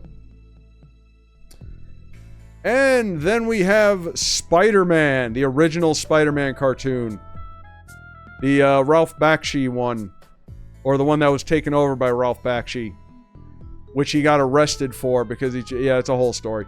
Anyway, I mean, yeah, it's the original Spider-Man show. It is still very fun to watch. It has that classic theme. Spider-Man, Spider-Man does... That theme was so good, it never went away. The Ramones did a cover of this. And I am shocked that it was not used for any of the MCU Spider-Man movies. Because Homecoming had Ramones songs as part of the soundtrack. But they didn't use the cover of the Spider-Man theme? What? Brand New Day? I mean, maybe. I like this show a lot. I like it about as much as these. It's of course not the best Spider-Man show, but it is still very fun to watch. It's another one of those you take it out of context and it's really funny. And then Ralph Bakshi showed up and it got really serious. Now we have Tom Slick. I think this was also an underdog show, but I don't remember anything about it. He looks really fun and arrogant though, but we're gonna put him in Never Seen. Yeah, I think he was another underdog show. Abbott and Costello had okay, I'm aware of Abbott and Costello having a cartoon, but I'd never seen it. So there you go. Oh boy, look how much we still got to get through. Ugh. One of those memes was using Enter the Spot. Oh really? Aquaman. Was this also Filmation, or was this one Hanna-Barbera? I don't remember. I don't remember watching the Aquaman cartoon, sadly. I watched the Batman one, I watched the Super Friends and all those, but I never seen this one. Now we have George of the Jungle, the original. I do remember seeing this quite a bit. Oh, that's Filmation? Okay. I don't think I've seen this particular one. George of the Jungle. It was alright, I guess. I don't remember too much about it. Yeah, then they made that weird Cartoon Network reboot. That apparently was continuing for a long time. Like it went off the air, but they had like a YouTube channel and they kept making episodes or something. And the episodes kept getting weirder and weirder.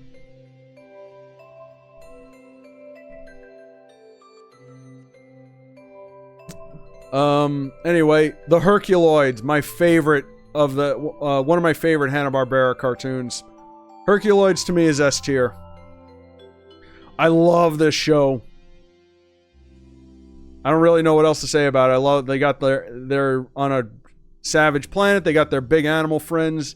They fight monsters and bad guys. I mean, what more do you want? They got done dirty in Jellystone. I like Jellystone, but even I will admit that they did some not so great adaptations of the characters. I think maybe they just ran out of ideas or didn't know what to do with them. But yeah, they met Space. They know Space Ghost. They're pals with Space Ghost. By the way, did you guys know, since we're talking about Hanna-Barbera, did you know that there are Hanna-Barbera adults? You know how there's Disney adults? There are Hanna-Barbera adults.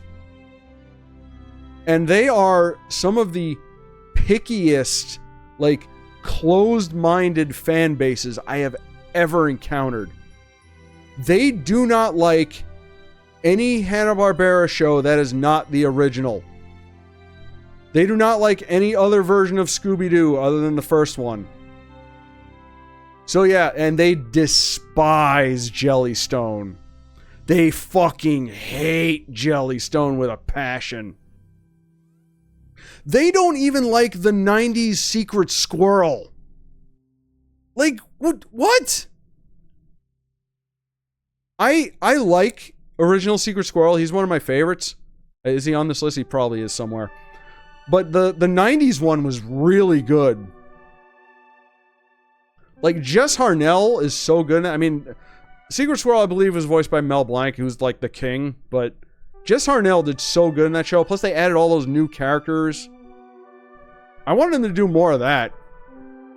No, they don't like basically anything after the 70s they hate. 80s Hanna-Barbera, 90s Hanna-Barbera, they hate it. They hate them. That I can't believe that. Adventure Brothers, oh man. No, do not get them. Apparently they don't. They are that bad. I find it kind of funny hearing them argue about stuff like that. Just part of me just makes them laugh. I'm like, really, you're defending this? You're defending Magilla Gorilla? Oh, there's Secret Squirrel. You're defending Magilla Gorilla? You're defending the hillbilly bears. That's the hill you want to die on? The hillbilly bears hill? I'm not convinced anybody likes Velma. Not even the creators. Anyway, Journey to the Center of the Earth. I believe this was Filmation. Based on the novel. I know. No one likes Velma. I've seen a little bit of it. It's not very memorable. Where's Journey to the Center of the Earth or Fantastic Four? These two belong right next to each other. Look, the Marvel superheroes. Now you want to talk peak Marvel? This right here. So this was Captain America, Iron Man, Thor, the Hulk, and Submariner. This was those very limited animation, you know, and yet somehow ultra violent, weird F tier. I don't know, man. They're very entertaining. Sometimes you get something like this, but you can't help but kind of love it. I did watch a few of these growing up. I actually have VHS tapes of some of them. I remember the Thor cartoon was my introduction to Marvel's Hercules, who that alone. Listen, we're gonna meet MCU Hercules sometime in the future. He's got a lot to live up to, let me tell you, because the Hercules from this show is so good. All right, thank you for joining us. Thank you for the raid, or thank you for being part of the raid. Have a good night. God, just look up the episode of Thor with Hercules. That's all I got. If that doesn't sell you on the character, or even this. Yes, I am aware. I saw the after credit scene from Dark World. Or not Dark World, Thor Love and Thunder. I just want him to be every bit as good as the cartoon version of him. These shows are not very good, but you know what? I kind of love them for just being weird and ridiculous. Then we have Cool McCool. I wonder if he's cool. I never heard of his ass. He goes, no, never seen. Then we have Klondike Cat, which I've also never seen. Then we have, this is Space Cadets, or what was it? Yeah, Space Cadets and Young Samson. Hanna-Barbera. Have I seen this? I don't think I've seen this. So we're gonna put it in there for the sake of time. Laurel and Hardy cartoon. I'm aware of this, but I've never seen it. You guys can go hang out with Abbott and Costello. Mighty Heroes. I think I'm aware of this, but I've never seen it. We need to start moving through this a little bit. The Lone Ranger. I think this was Filmation. I might have seen a little bit of that. Just to be safe, I'm putting in never seen just because I don't remember. Super 6. Man, there was a lot of like weird superhero shows, huh? But I'll put them next to the Mighty Heroes. They can team up and or fight. Batfink. Oh, I know Batfink. Batfink they showed on Nickelodeon. It's one of those weird old cartoons they used to show on Nickelodeon. He's a bat that fights crime. Stop me if you've heard this one before. But his whole thing is that he has metal wings. So his catchphrase is, "Your bullets cannot harm me. My wings are like a shield made out of steel." I can't believe how much of this I remember. So yeah, he was pretty cool for what he was. That being said, he had a sidekick who I believe was a Chinese man. Thank you for the jolly Christmas music for me to be. Oh, he was Japanese. Oh, I don't know. He was kind of a stereotype. He wasn't. I don't think he was as bad as a lot of ones I've seen, but yeah, we got to dock him a point for that. I'll put him in B tier. I do kind of like Batfink though as a character. Another forgotten character we can bring back. Hey, maybe we can start like a animal superhero Avengers group. We'll get Crusader Rabbit. We'll get Batfink. We'll get there's probably some other ones we can get.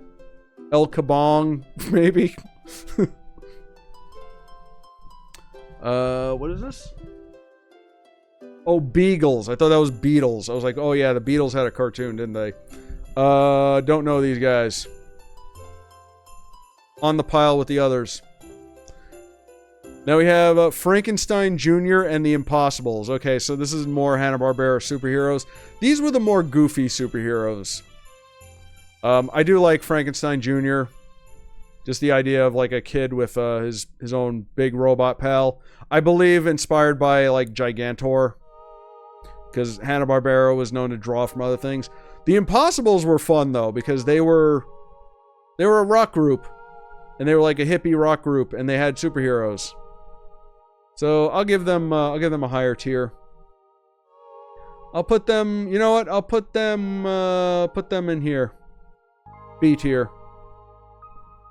Then we got Space Ghost. I love Space Ghost. Original Space Ghost. Oh, going back to the Hanna-Barbera adults. So, there's a Facebook group that I saw. Yeah, rip George Lowe. Rip Gary Owens too.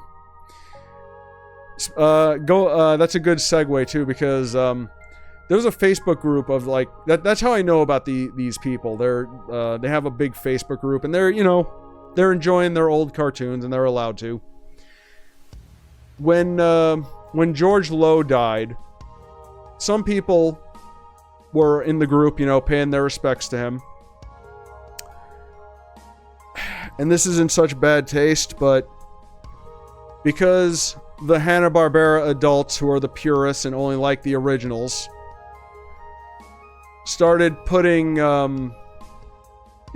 R.I.P. in memoriam to Gary Owens, who had died quite a while ago. Because they didn't like the fact that George Lowe was considered the modern voice of Space Ghost. Yeah, Gary Owens was Space Ghost in Batman Brave and the Bold. It was really cool seeing Batman and Space Ghost together, too.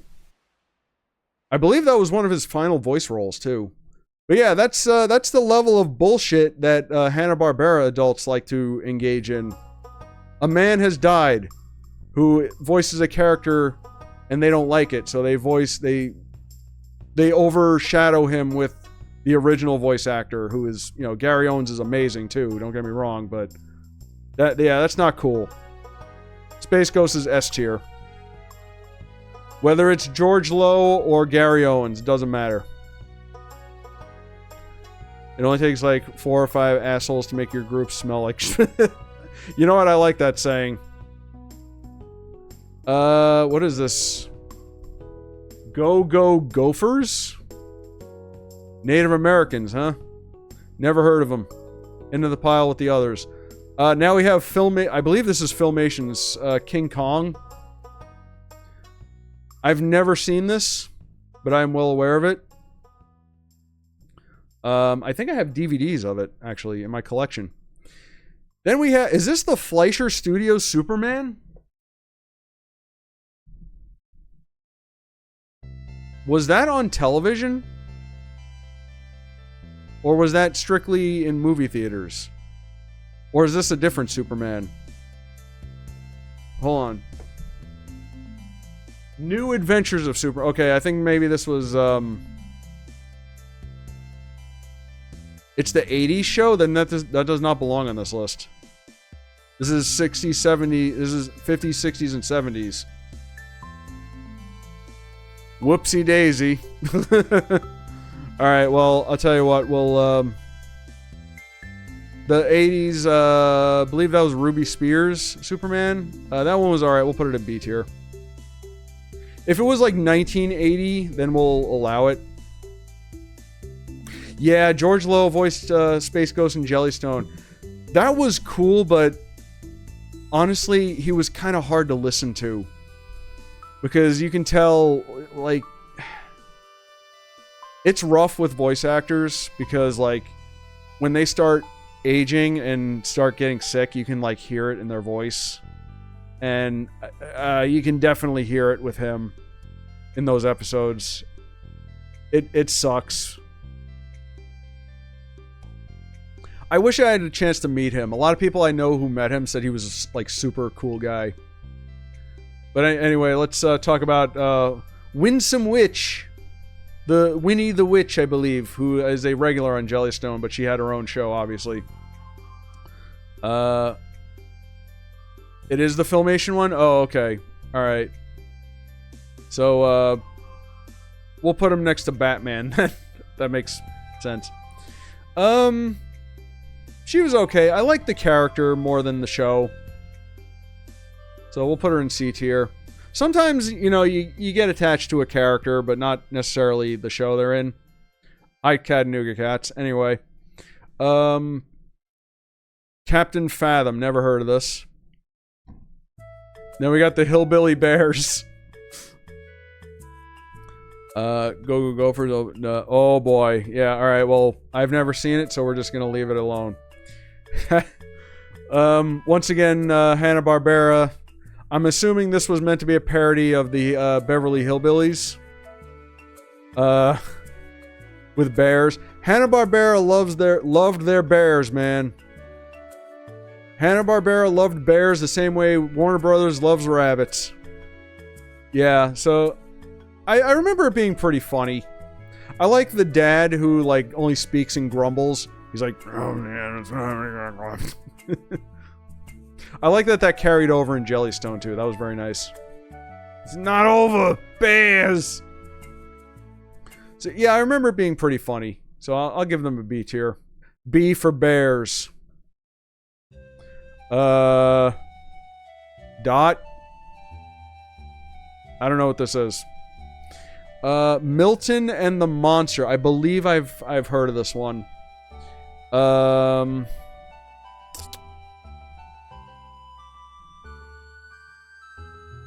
No fring. I know I've heard of this one. I don't know if I've seen it, so you know what? We'll just put it in never seen. Yeah, I think I'm somewhat familiar with it, but I don't think I've ever actually watched it. Precious Pup is another Hanna-Barbera show. It's an old lady and her mischievous little dog. I don't think I've seen a lot of this one, so I'm just gonna, for the sake of time, we're gonna put it in never seen. But I probably have seen it. Roger Ramjet! I remember this was on Nickelodeon, I think. They had like a rock version of his theme song for the bumpers. Oh, it was Cartoon Network. Okay. All right. Roger Ramjet, something like that. Yeah, he's like a old school, like Buck Rogers type of character. His, I believe his whole thing is that he had like pills that made him, super strong or something. I think that's what the show was. Isn't it, Rocky?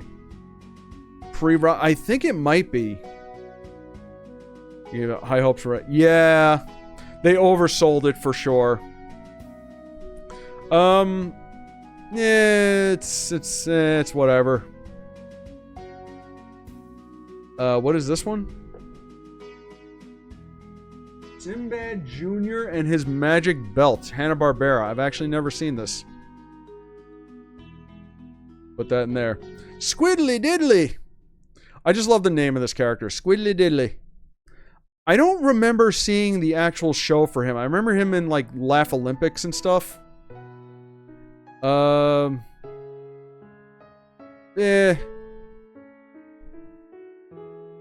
Like where they gender swapped him and they made him into like her into like she runs like the record store. Yeah, that's a pretty good version of that character, I think. The new Three Stooges. I don't think I've seen the new Three Stooges. There you go. You can hang out with Laurel and Hardy and Abbott Costello and slap each other silly. Adam Ant. I like Adam Ant. He's, again, Hanna-Barbera superhero, but he's more on the goofy side. I like him. We'll put him in B tier. There's the Beatles cartoon, which I don't think I've actually seen a lot of. I've seen, like, little clips of it. So we'll put that in never seen just for now. Dodo. I don't know what Dodo is. We'll put Dodo in never seen. Yeah, Yellow Submarine is definitely more remembered. It's amazing to me that we had a whole big trend of, like, bands getting cartoons. Like, there was, like, the Jackson 5 had a cartoon. The Osmonds had a cartoon. I would say, we should do that again, but no, let's not.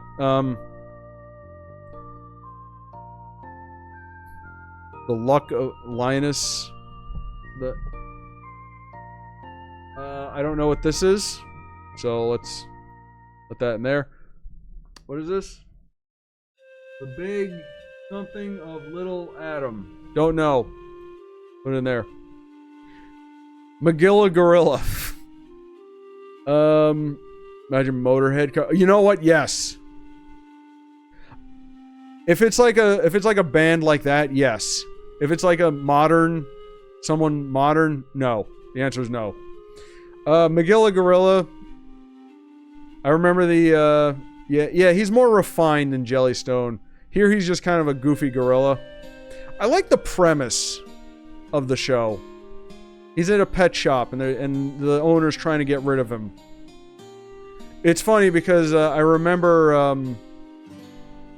as a kid, we went to a pet store and they actually had a monkey for sale. This was in New York, ages and ages ago. So I thought it was kind of funny. I remember seeing Magilla Gorilla, and then we went to a pet store and I saw that monkey for sale, and I'm like, wait a minute, they can actually do that? I don't know if that was legal. Yeah. I don't know who's gonna buy a monkey, but yeah, you better know what you're doing. Pumpkin Puss and Mush Mouse. Again, cat and mouse, but this time they're hillbillies.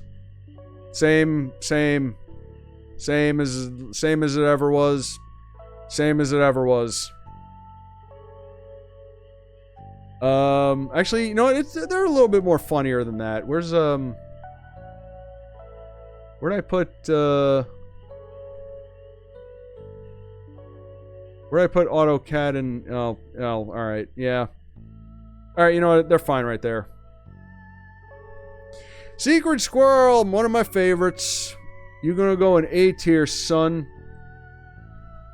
The 90s cartoon is better, but I do love the original. Oh god, Sugar Bear. Okay, so for those of you who don't know, this is Sugar Bear. The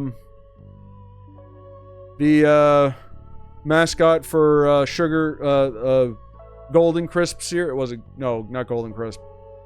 No, it's not Sugar Smacks. Sugar Smacks is Diggum. He's a cereal mascot. Yes, he had his own cartoon at once. No, I believe there was like a TV show. Golden Crisp, that was it. Man, I'm forgetting cereals now. That's not good. Yeah, he had Golden Crisp cereal. I never seen the cartoon though. But well, actually, I never watched any full episodes. But apparently, he's kind of a dick or something. And I think that carried over into the commercials. But yeah, Sugar Bear had his own cartoon at one point. Yippee, Yappy, and Yahooey. The Three Musketeers as goofy dogs. Oh, Hanna-Barbera. Yeah, they're on Jellystone. Again, I like the characters, but not so much the remember the show so much. Breezy and Sneezy. Another Hanna-Barbera, never seen it. The Funky Company. They look real funky. Never heard of them though. Hoppity Hopper. Never seen it. Johnny Quest original. Johnny Quest original is S tier. Hell yeah. I love Johnny Quest. My uncle was a big fan of the show when it first aired, and I used to watch it on Cartoon Network when they showed reruns of it. Legitimately, like, good episodes in this, like really great, like crazy action, very violent. This is the show that caused Scooby-Doo to come into existence. I believe someone was planning to do. Who was the director of Shark Boy and Lava Girl? Was it Development Hell? Yeah, probably. I remember hearing about it a while ago. Robert Rodriguez. Yeah, I believe he wanted to do it. And we've not heard any. We've not heard anything of it since. Is the Stardew Valley music still going? Yes, it is. Okay. It gets quiet and I get nervous. I don't want the auto play to play something stupid. Commander McBragg. He is from Underdog, I think. He's like an old guy that tells his war stories. Yeah, I don't remember much about him, so he goes in there. Peter Potamus. And the monkey. What's the monkey's name? I don't remember the monkey.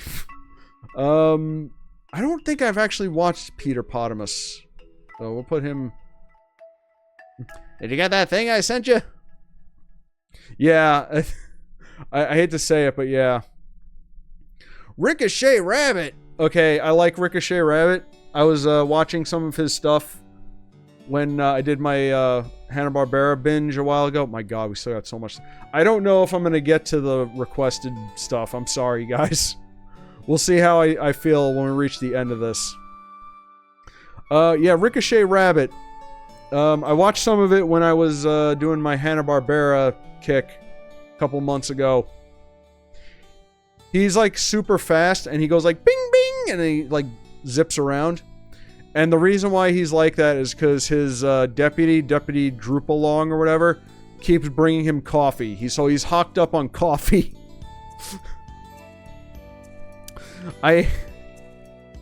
What's funny is there was an episode where they were some bad guys were causing trouble, and he was voiced by Mel Blanc, doing his Yosemite Sam voice. And Ricochet Rabbit is voiced by Mel Blanc. So it was basically Bugs Bunny and Yosemite Sam. Dude, my glasses are fogged. Hold on. I gotta get like proper glasses cleaning cloths. Wiping on my shirt. Okay, we're good. But yeah, I like Ricochet Rabbit. I'll elevate him a little bit. He goes in B tier with Adamant. So yeah, that was kind of funny hearing Mel Blanc voice himself as basically Bugs Bunny and Yosemite Sam in a Hanna-Barbera cartoon. Underdog. Yeah, Underdog is cool. I've never seen the movie. But Underdog's alright. He's another iconic character, but honestly, aside from just him, not much of the show is really remembered. Beanie and Cecil, a Bob Clampett cartoon. Yeah, Bob Clampett, OG Looney Tunes guy, made this show. Yeah, I know there was a revival in the 80s. I actually remember that one. Yeah, it was, you know, typical gross out humor that he's known for. The original one is fine for what it is. It had, like, other segments, too, I believe. I don't know if I see any on here. Yeah, no. But yeah, Beanie and Cecil's fun. I'll put him in C tier. Casper! Casper has had a lot of adaptations, so I don't know. But Casper is a fun, iconic character, so I'll put him in B tier. Because he's great. Hector Healthcote. Never heard of him. What is this? Mighty Hercules. Oh, I think I have seen this. He's got like a little buddy who's a centaur or something, I think. Yeah, Casper's great. Okay, I don't know if I know I've seen an episode, but I don't remember much about it. Then we have, is this the Laugh Olympics? Hell yeah, it's the Laugh Olympics. The big Hanna-Barbera crossover. Guys, were you Yogi Yahooies, Scooby Doobies, or the Really Rottens? I'm gonna put that in A tier. Laugh Olympics was awesome. Which team did you root for? Yeah, they reran that a lot. I was partial to the Scooby Doobies myself.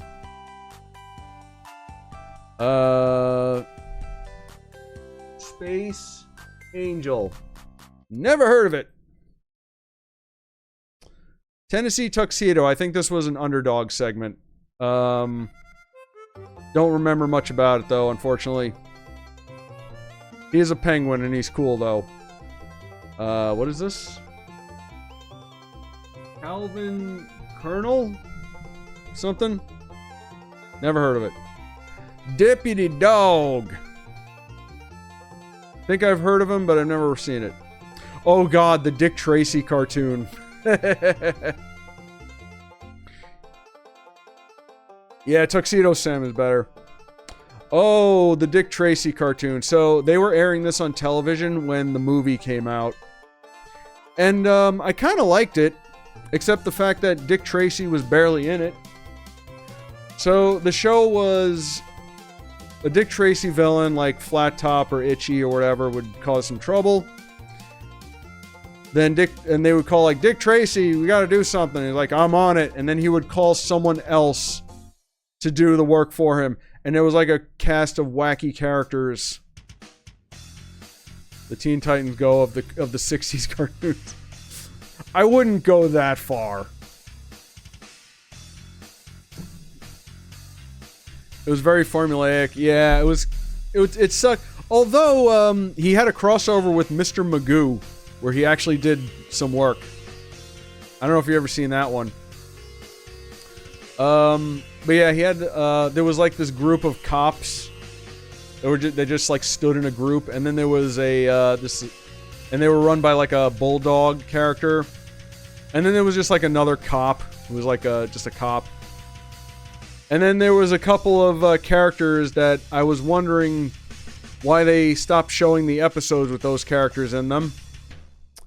Yeah, a couple of characters don't hold up well. What is this music we're listening to? The hell track was that from Stardew Valley? Yeah, I like the designs. It's like straight out of the comic strips, which I think was really cool. They adapted the designs very well.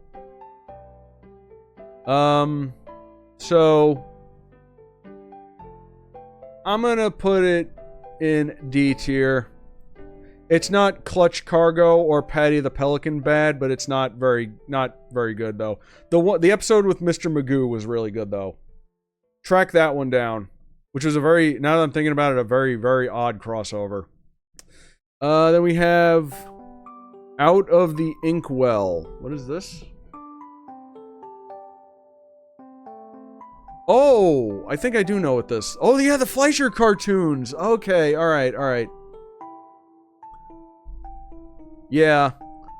Yeah. This was that, the clown. I forget the clown's name.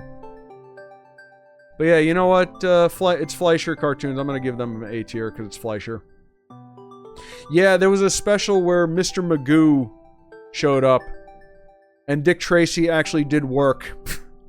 He actually left his office. And Mr. Magoo was actually helpful, if you can believe that. Anyway, the Jetsons. Original Jetsons. You know, yeah, the Jetsons gets an A tier because it's the Jetsons. Wizard of Oz. I know Wizard of Oz has had many adaptations. I will put that in never seen because I'm not sure what this one is.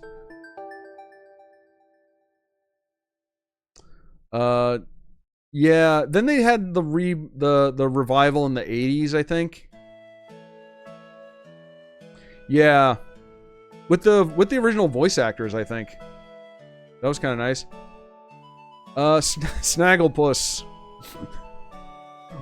Again, I love the character, but the show is Hanna-Barbera formulaic. But we do like Snagglepuss. Especially when he tried to sell us things in Super Robot Wars. Yeah, that was not the best. It wasn't terrible, but it was okay. Then we have Top Cat. Top Cat's another character that has lived on, mostly because of his popularity in Latin America. Yeah. I actually remember really liking Top Cat. So I'll put him in B tier. Yacky Doodle. Yeah. It's Yacky Doodle. I got Alvin and the Chipmunks, the original. This is another one, they reran this on Nickelodeon, I think.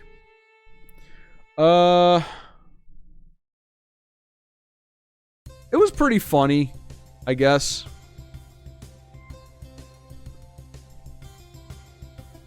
It's yeah, C tier. And then what was it, Professor Crash Cup or whatever? This was a segment on Alvin and the Chipmunks. Yeah, he was like a wacky scientist. Honestly, I like this guy more than the Chipmunks. So I'm gonna, where'd I put the? I'll put him in B tier. Oh, Courageous Cat and Minute Mouse? Courageous Cat and Minute Mouse. This was another one they showed on Nickelodeon. Clyde Crash Cup, gotcha. Okay, we have more characters to add to our Avengers team of animal superheroes. I don't remember a lot about this. However, I do remember one particular episode. I'm gonna put it in A tier because of what I'm actually. No, I'll put it in B tier because of.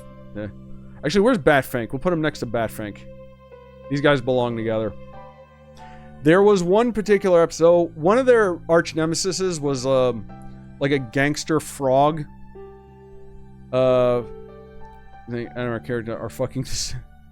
Oh, they would not like to hear that. So, their arch nemesis was like a gangster frog. And there was actually an episode, and I do remember this, where some, let's say, foreign villains show up. And they try to strike a deal with the frog, the evil villain frog. And he goes, I might be a crook, but I'm an American. And he teams up with them to stop them. Yeah. So that's why this one gets elevated. The Hanna-Barbera's coming. Alright, whatever. Leave them alone. They're like in their 70s, okay? Let them be grumpy in their own private homes. Dudley Do Right segment from Rocky and Bullwinkle. Not as good as Rocky and Bullwinkle, but he's a very well-known character, so we'll put him in B tier. Yeah, it was pretty funny. I love that his girlfriend was like in love with his horse or something. Okay, all right. You know what? Just for that alone. A tier. The Flintstones. Very important and influential. The first animated family of television. I think... yeah, it was a trailer. So you know what? And you know what? It is aged, but has not aged that poorly. So you know what? We'll put them in S tier. They deserve it. Family Guy will continue making reference. Yeah. Well, if I remember correctly, Seth MacFarlane wanted to do a reboot of the Flintstones, but it never actually went through. Thank God. Can you imagine what the Hanna-Barbera adults would say about that? Hokey Wolf. Hokey Wolf is basically... He's basically Yogi Bear, but he's a different animal. I mean, yeah, it's the influence is there. What the hell is this? King Leonardo. Never heard of it. What is this? The Nutty Squirrels. Never heard of it. Popeye. I'm guessing this is the television series Popeye. Yeah, I mean, you can't go wrong with Popeye. It's formulaic, but it's Popeye.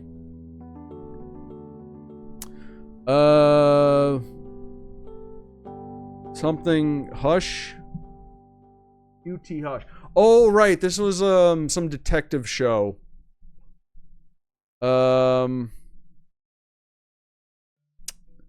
Okay, I know of this one. He's like a detective, but his like shadow has a mind of its own and turns into like a dude in a trench coat or something. It's weird. I'll put it in. I've never actually seen it, so I'll put it in there. 60s to 70s kind of golden years for Paul Frees. Oh, absolutely. He was so good. He was in so many Hanna-Barbera stuff. He was Boris Badenoff on Rocky and Bullwinkle. Smarter than the average dog. Pinocchio had a cartoon. Never heard of it. Flash Gordon, the Filmation. This was cheesy and every bit as crazy as you think it is. It's not great because it is Filmation, but it's worth a glance. I think we'll put it in C tier. Then we have, what is this one? Oh boy, we have Scooby-Doo and Scrappy-Doo. So, yeah, Scrappy-Doo. Rankin Bass made the... Really? Huh. So here's the thing about Scrappy-Doo. We all hate Scrappy-Doo.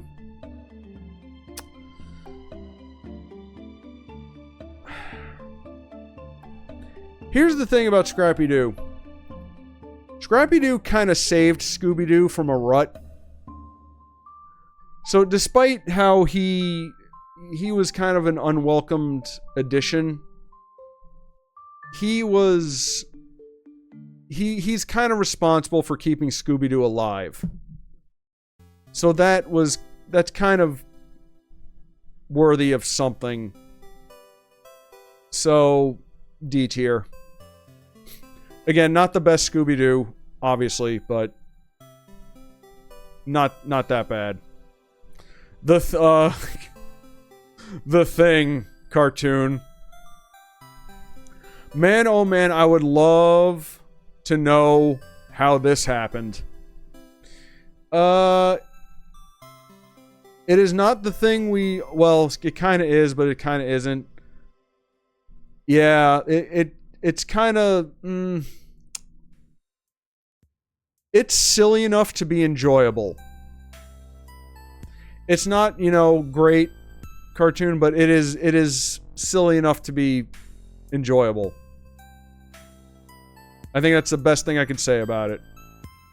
Also, one of the few times you hear John Irwin in something, because he didn't do a lot of voice acting. He was like in this show. He did a couple other things, and he was He-Man. That's it. He was a villain in the first live. Yeah. In fact, if I remember correctly, Tim Curry was supposed to be the villain of that movie. And he actually refused the role because he is a huge Scooby-Doo fan, because he found out Scrappy-Doo was going to be in it. Yes, the new Fantastic Four, the origin of Herbie the Robot, who is staring at me from across the room right now, actually. I gotta put a blanket over him or something. Again, goofy enough to be enjoyable. Way better than The Thing. But yeah, the new Fantastic Four is absolutely, definitely. The Metric Marvel. Okay, I actually know this one. It's a cartoon that teaches children the metric system. Yeah, that's it. I've never actually watched it, but I do know of what it is. Let me sip some water.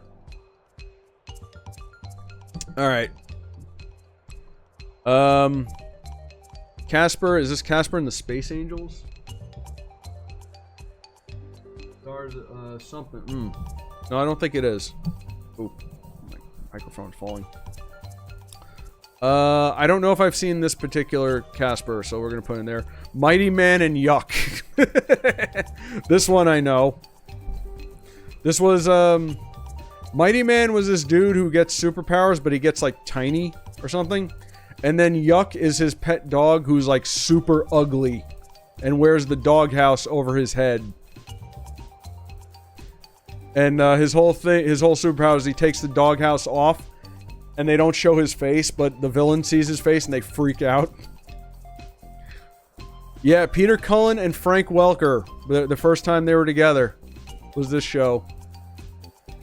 It's a weird one, but not terrible from what I remember. I like the joke of him being ugly, and that being his superpower.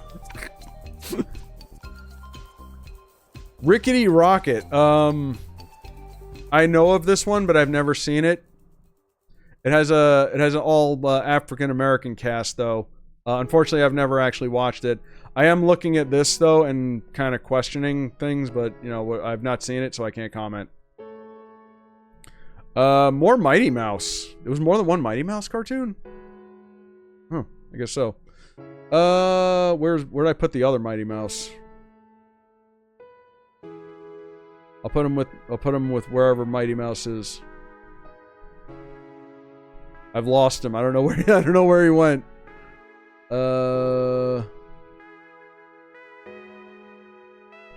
Don't tell me. I know. I'm gonna find it. I'm gonna do good.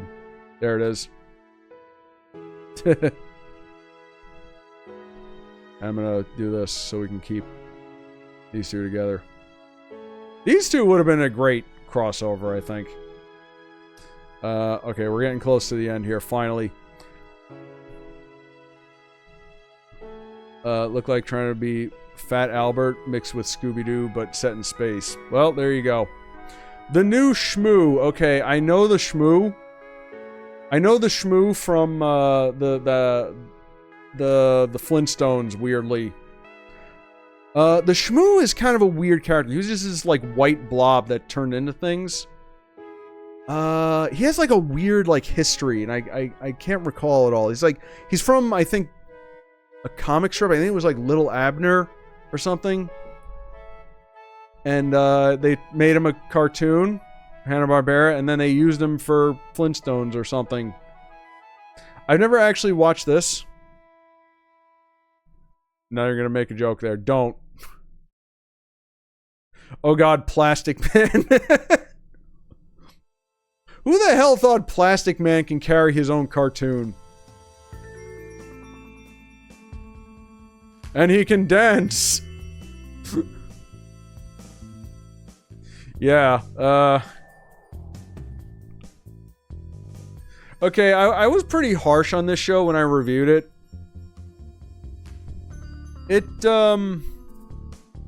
It's extremely formulaic and very weird. And apparently, like, only one or two villains from the show are actually from the comic. Self-aware. Yeah, true.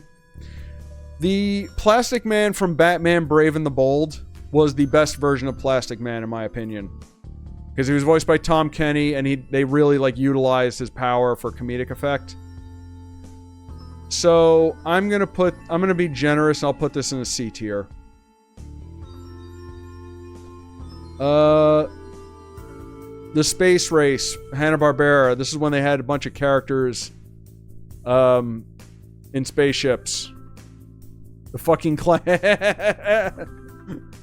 And he had minions, too. How the fuck did that happen? I don't know. I really don't know. Space Race was Hanna-Barbera characters having a space race. It's basically wacky races in space. But for some reason, Jabberjaw was there. And I think Yogi and a bunch of other characters.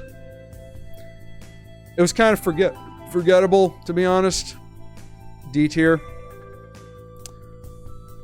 Crazy Legs Crane. I think I'm aware of this character, but I've never seen this. The Galloping Ghost. Nugget Nose. I kind of remember this. It was okay. Put that in D tier. Spider-Woman, the animated series. Oh boy.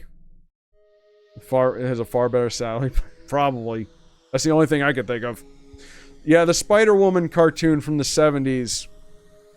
It is very, very, very bizarre and hilarious. Yeah.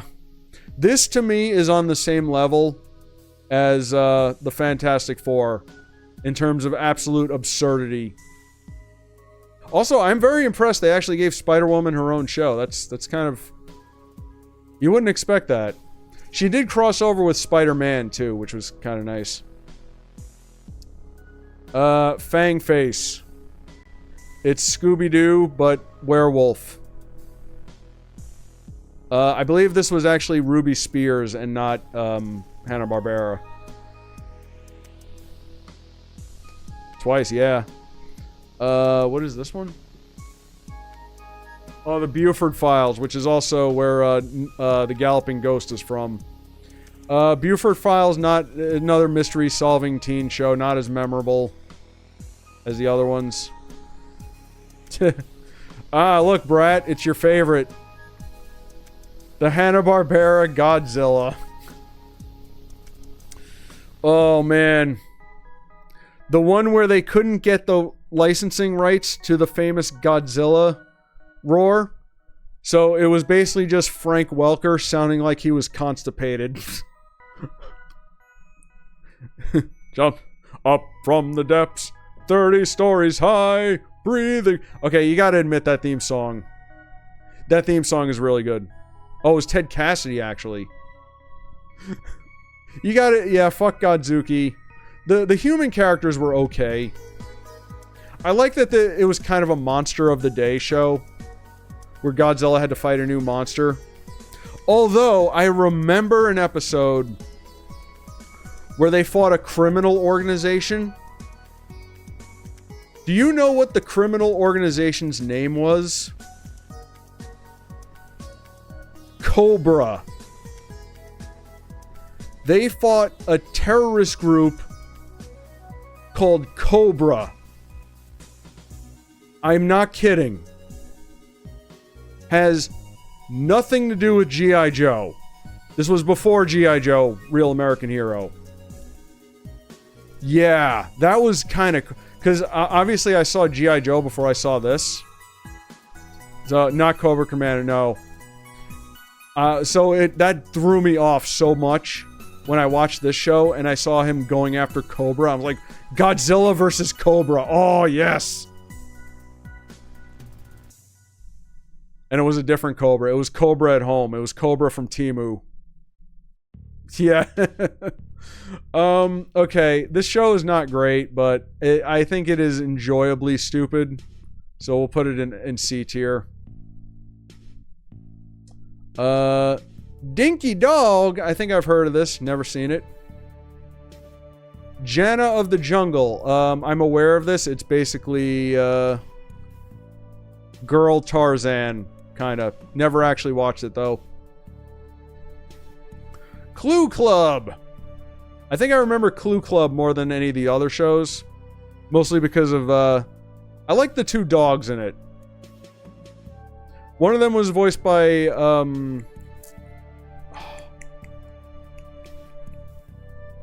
It's late and I'm very tired. Yeah, it was another Scooby-Doo clone, but I kind of remember liking this one a little bit more. Paul Winchell, who is also very funny. So, I remember it a little bit more, so I'll put it up a notch, I guess. Skatebirds. I don't know what this is, but it sounds awesome. There you go. Famous Classic Tales. That is vague as hell. I don't remember that. Another Popeye. I'll put it with the other Popeye.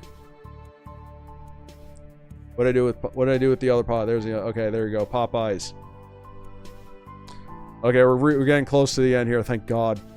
The Robotic Stooges. I've actually seen this as opposed to the actual Three Stooges cartoon. Hanna-Barbera, I believe. Yeah, it's the Three Stooges, but they're robots.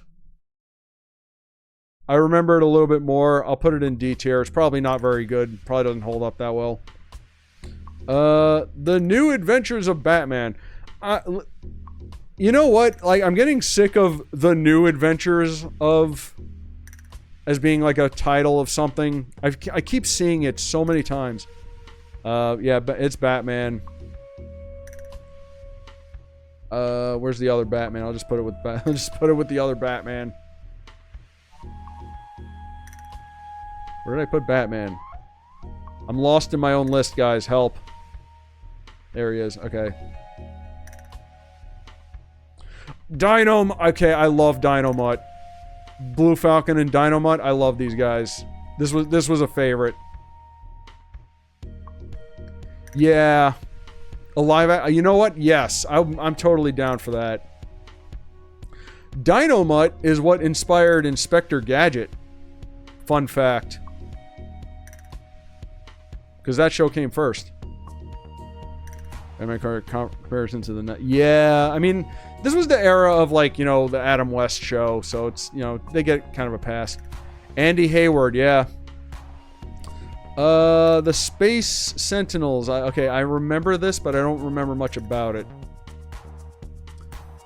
What is it?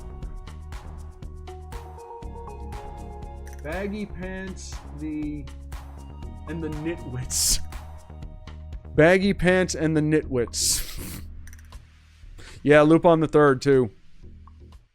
That show has a much more rich history than you might think. I thought this was Bugs Bunny for a second. I don't know what this is, but it's going in never seen. Tarzan. I'm guessing this was the Filmation Tarzan. I don't think I've seen that. Here, you can hang out with Jana and talk about monkeys or something. Super Friends. Super Friends is a fun show. Not the best, you know, obviously, but still fun. Oh God, the Muhammad Ali cartoon.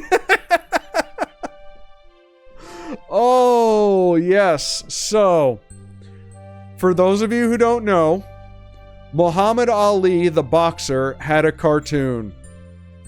It is one of the weirdest, trippy... Yes, the intro is very cursed. It's just close-ups of his face. Oh, man.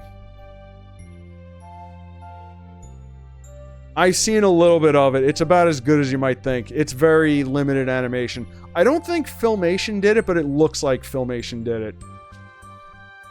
It is ridiculous and stupid, and I love it.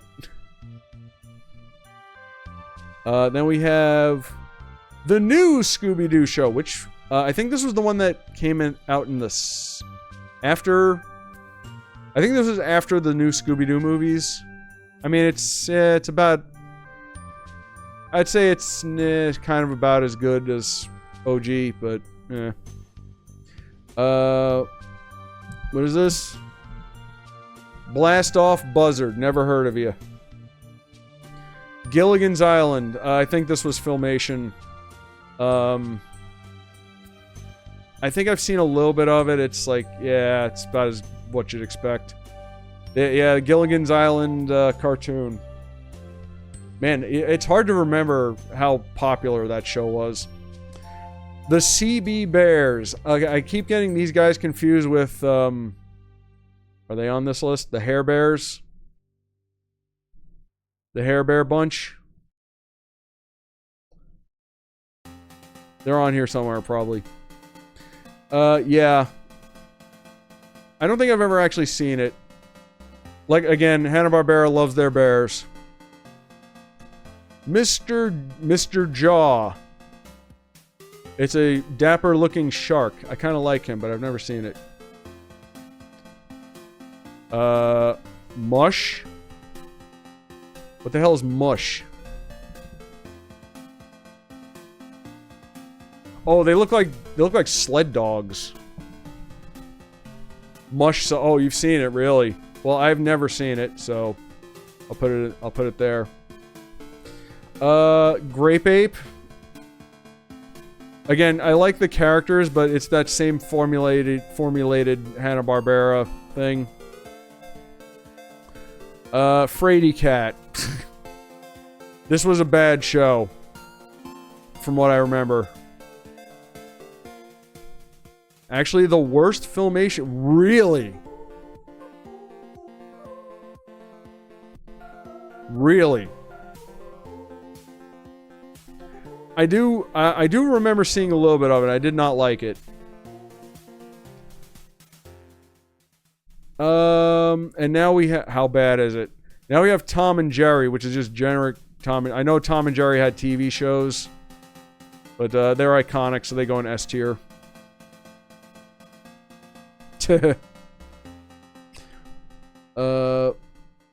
What is this? Some elephant wacky and Pax or something? I don't know. Planet of the Apes. Yes, Planet of the Apes had a cartoon too. I've never seen it. United States of Archie? I've never seen that. Wheelie and the Chopper Bunch, Hanna-Barbera. They were like living cars. I kind of liked the bad guys in this because they were choppers, and then Wheelie like never spoke. It's not. Other than that, it's not that memorable, so I'll put it in D tier. Valley of the Dinosaurs. I remember this. This was a family that got stranded in like a prehistoric valley that somehow has been overlooked by time, where there's like cavemen and dinosaurs. I kind of remember liking this one because the family had to teach the cavemen how to do like modern stuff. Yeah, Jackie Earle Haley, who did voice work when he was a child actor. What is this? Oh, The Many Lives of Waldo Kitty. Okay, I remember this one. So I was actually looking this one up recently, surprisingly. This is a parody of the novel The Secret Life of Walter Mitty. Some of you might be familiar with the Ben Stiller movie that came out a couple of years ago. That is based on a novel from the 20s. This was a parody of that. He's like a cat that daydreams about being like a hero. I don't think I've ever actually watched it. I just kind of know about it. What is this? I can't see what this one is, so and it doesn't look familiar, so I'm gonna put it there. The Partridge Family 2000 AD. Or 2022 AD. Yeah, the Partridge Family also had a cartoon where they were in the future. Yeah. Never seen it. Hong Kong Phooey, #1 super guy. I like Hong Kong Phooey. I'm gonna put him up here in B tier. Scatman Carruthers voicing him. The Oddball Couple. I don't know this one. Yogi's Gang. You know, some of these like Yogi Bear shows are kind of blending together for me. Gonna be honest. Yeah, they wanted to do a Hong Kong Phooey movie a while ago. I saw the test footage for it. Kind of glad they didn't. Hanna-Barbera trying to Odd Couple. Really? Huh. Yogi's Ark. Oh. Oh, is this the like environmental one? All right. I do kind of remember that one. Devlin, the motorcycle stuntman. Obviously, is supposed to be Evel Knievel. Again, Hanna-Barbera doing Hanna-Barbera things. I don't think I've ever actually watched Devlin. I've seen him on Harvey Birdman. I've seen him on Jellystone. And we have more Super Friends. Is this the one with those two kids? Where's that? Where did I put the other? These shows kind of blend together. Where did I put Super Friends? There it is. Peter Puck. He's a living. You watched it on Cartoon Network. I don't remember it. Later seasons. Peter Puck. I don't remember. I don't know what this is. A living hockey puck? Like really? All right. Mission Magic. I was talking about this not too long ago. This is the show that, yeah.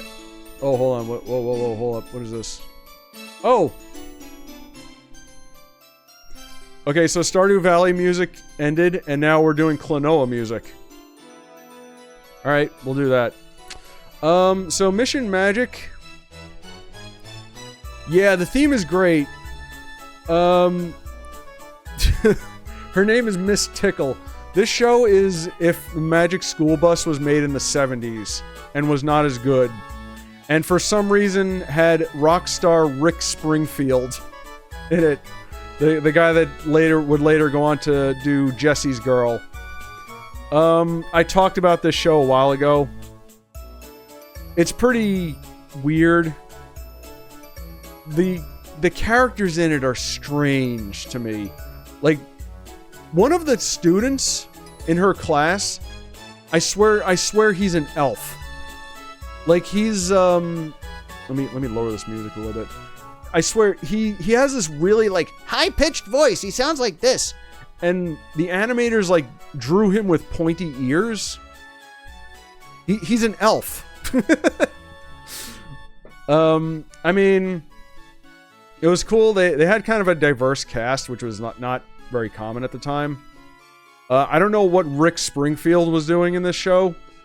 He was more popular in Australia, which is where he's from.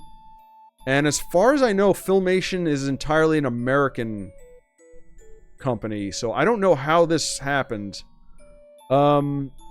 It's a silly show. I'm going to elevate it just because it's so weird and bizarre that I can't help but kind of love it. But yeah. Oh god, Star Trek the animated series. Oh, yes. So they brought this back. Because Star Trek, the original series, didn't do well when it originally aired, but reruns kind of gave it popularity. You know, those American Filmation. Yeah, really. I mean, he did go on to do Jesse's Girl, so I guess it paid off. So, Star Trek, the original series, did not do well in its original run, but it got reran a lot in the 70s. And that's what made it really popular. And then Filmation made a animated series based on it. with the almost the entire original cast too. I believe Chekhov was not involved in this. I don't know why. I don't remember the reasoning why.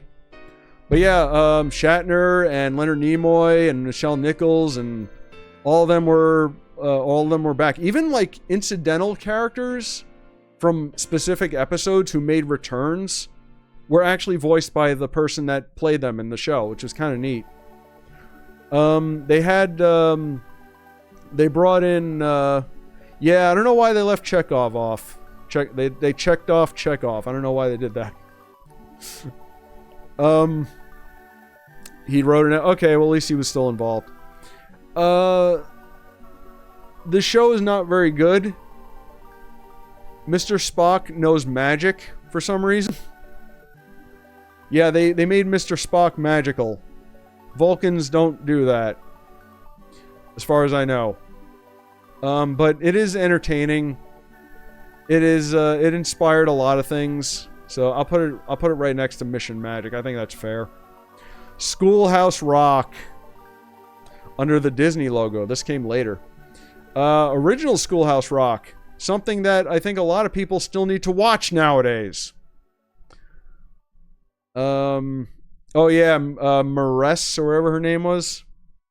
She had a weird voice. And there was another character in place of Chekhov. They had this alien that had like 4 legs or something. It was weird. Anyway, Schoolhouse Rock. I'm putting that in S tier. Because it's supposed to be educational. And I think there are people that still need to watch it nowadays. Especially the part about how bills get made.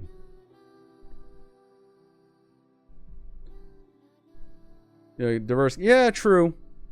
What is this? My Favorite Martian? That had a TV or cartoon, really? This was a TV show. I remember watching it on Nick at Night. Yeah, I never heard of it.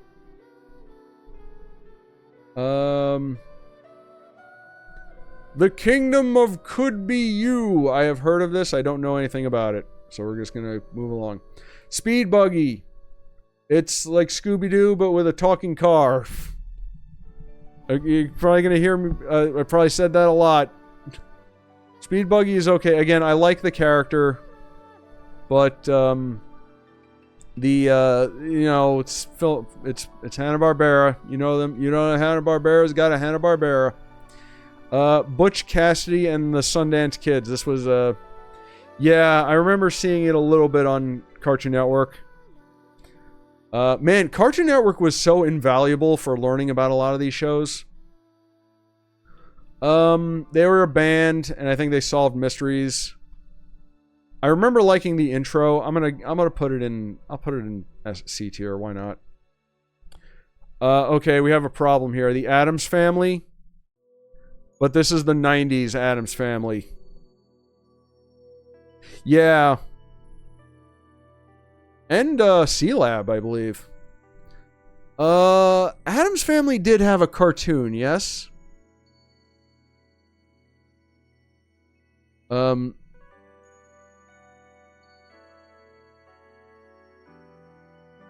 Yeah, but this they put the 90s one here.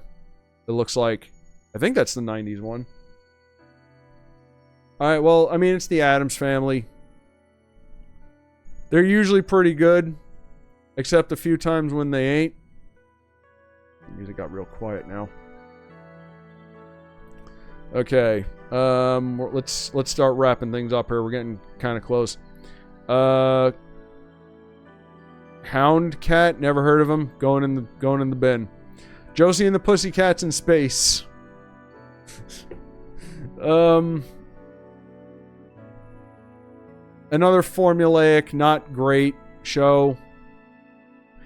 Shows like this were frustrating for me as a kid because the whole thing was like they accidentally got blasted off into space and they were trying to get back home. And it was one of those things where it's like, oh, we found a way back home, and then something gets ruined and the show has to go on. I'm like, come on, man. Ugh. The Doctor, well, maybe. What is this? Never heard of it. I'm gonna put it in the bin. My microphone is, I have to move my microphone whenever I lean in to look at something. And it's causing my, my mic arm to almost fall off every time. Inch High Private Eye. Again, like the character, but formulaic Hanna-Barbera. Goober and the Ghost Chasers. Another dog solving mysteries. Even Chloe's spirit was like, remember me or I'll kick your ass. This one I remember very little of, actually. Although they did parody them on, Jellystone once. Bailey's Comets, don't know. Genie, I Dream of Genie, Hanna-Barbera adaptation. With another character who's like a big fat genie who's like goofy. I mean, yeah, sure. We'll put it in C tier. Why not? Oh god, it's Wait Till Your Father Gets Home. Oh god, this show is fucking wild.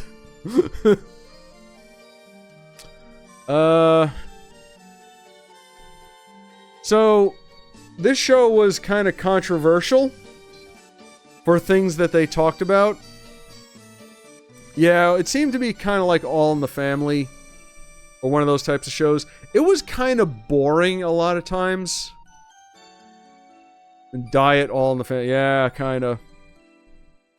I feel like Family Guy got a lot of inspiration from the show, like visually. Like, the characters look very similar. But yeah, this show was, I won't go into too much detail, but let's just say they had a wacky neighbor, if you've never seen the show. And he was kind of a, intolerant asshole. He had like a neighborhood watch group who are looking out for them commies and making sure the right people don't move, the right people are moved into the neighborhood, you know? Yeah. Otherwise, the show was kind of boring. It was like basic sitcom stuff. Drugs? No. They talked about certain people a lot. No, you know what? I'm putting it in D tier. It's not a terrible show. I found it mostly kind of boring. It is very much a show of its time. Like, it dealt with, like, issues of the day. Okay. So, okay, so there was a TV series. Okay. The Barkleys, another sitcom family of dogs. I know this one. I don't think I've ever seen it. The Brady Kids. I'm aware of it. Never seen it. As you can tell, I'm trying to get through the rest of this. Oh, The Amazing Chan and the Chan Clan. I hear this show is still, quite beloved. I don't know if it, like, holds up, or if it was, like, done... I remember watching it, but I didn't watch a lot of it. Early Jodie... in this? Really? Huh. I like the show. Yeah, like I said, it was still quite... It's still a quite beloved show. Like, I think it was handled pretty well. Yeah, I mean... The mystery, yeah, alright, you know what? I'll be generous with this one. Might have to watch it just to see if it's, okay, but you know. Oh, there's the Shmoo. There's the Flintstones and the Shmoo. This was weird. Fred and Barney were cops, and they teamed up with the Shmoo. I don't know, I don't know, how this happened. Yeah, it sure existed, didn't it? That's my response to that. What is this? Professor Kitzel. Never heard of you, Professor. Sorry. It's the Funky Phantom. Another mystery solving show. Man, you really, again, like the character, you know. Kid Power. I think I've heard of it, never seen it. Lassie's Rescue Rangers. Yup. Cooked up cartoon writer wrote it. Hey, he went to rehab. He's good now. Yeah, Lassie had a show called Rescue Rangers. There's a lot to unpack about that. But yeah. Yeah, I mean, listen. Appropriate voice actor to the appropriate role and all that. So, anyway, I've actually never watched this, but I'm well aware of it. The new Scooby-Doo movies. This is the one where they had like a guest star on every episode. I actually really like this. It was cool seeing like Don Adams and Cher on Scooby-Doo. And Jonathan Winters was really funny. And they even crossed over with other Hanna-Barbera properties. Like I believe Josie and the Pussycats and Speed Buggy did episodes. Yeah, Addams Family was in an episode. Fun fact, apparently there's like a legal problem with that episode. So it's been left off of DVD sets.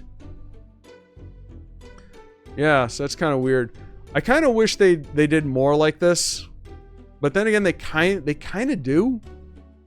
I'll put that in A tier. They kind of do with like the movies, and like Urkel was in an episode of some Scooby-Doo thing.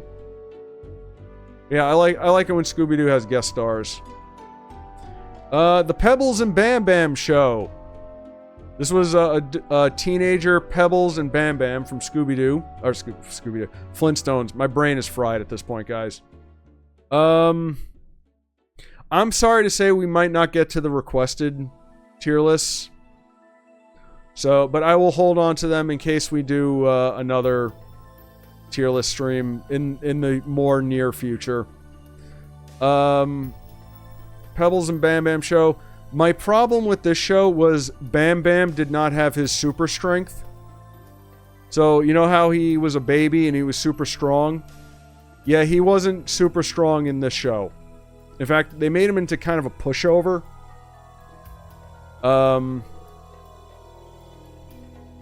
What's funny is there was like later installments of the Flintstones, like the Pebbles and Bam Bam like marriage TV movie, where he had his strength back. Like what happened? What happened during his teenage years? Anyway, I actually remember kind of liking it. They had like a stuffy rich couple that were like their arch nemesis. I hated them so much. This show was alright. It was okay. Roman Holidays. Yes, I know this one. I've never actually seen it. C-Lab 2020.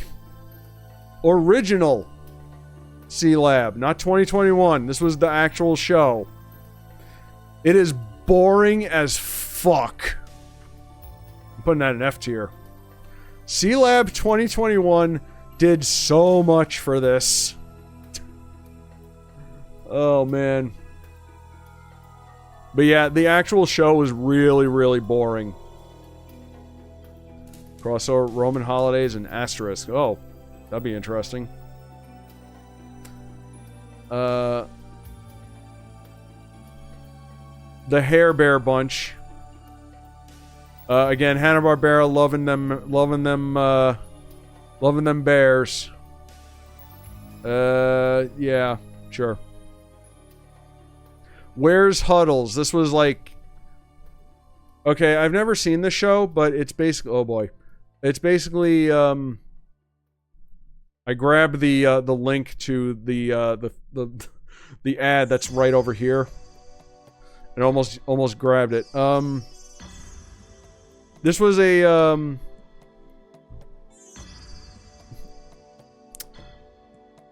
Okay, it was a show of like rowdy neighbors who were into football, and their next door neighbor, again voiced by Paul Lynde, was like a stuffy guy who was like, I don't like football. And then they would like cause trouble for him. It was one of those shows. I never actually watched it, but I just know what it's about. Jabberjaw! Jabberjaw. I like Jabberjaw. We'll put him in B tier. The Jaws, yeah. But he was a fun character. The Jackson 5... Okay, we were just talking about this. Yes, the Jackson 5 had a cartoon. I think I've only seen a little bit of it.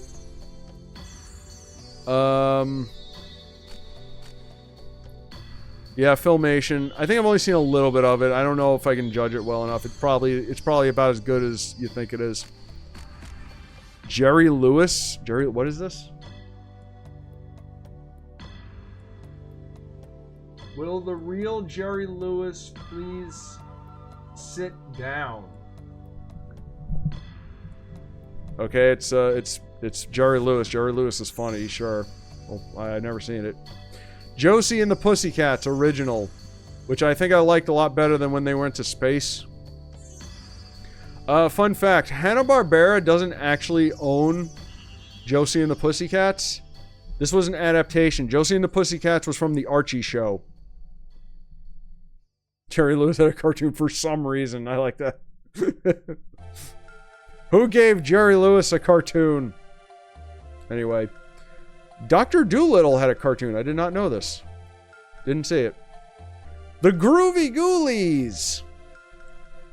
Everybody shout. Come on now, sing out. It's time for the Ghoulie get together. I first heard about this show from Saturday Morning's Greatest Hits, that musical compilation that I talk about sometimes. So, fun fact, Groovy Ghoulies is a spin-off of Sabrina the Teenage Witch, which in itself is a spin-off of the Archie show. This show is a third-generation spin-off. I honestly can't think of anything. I can't think of anything else that is that.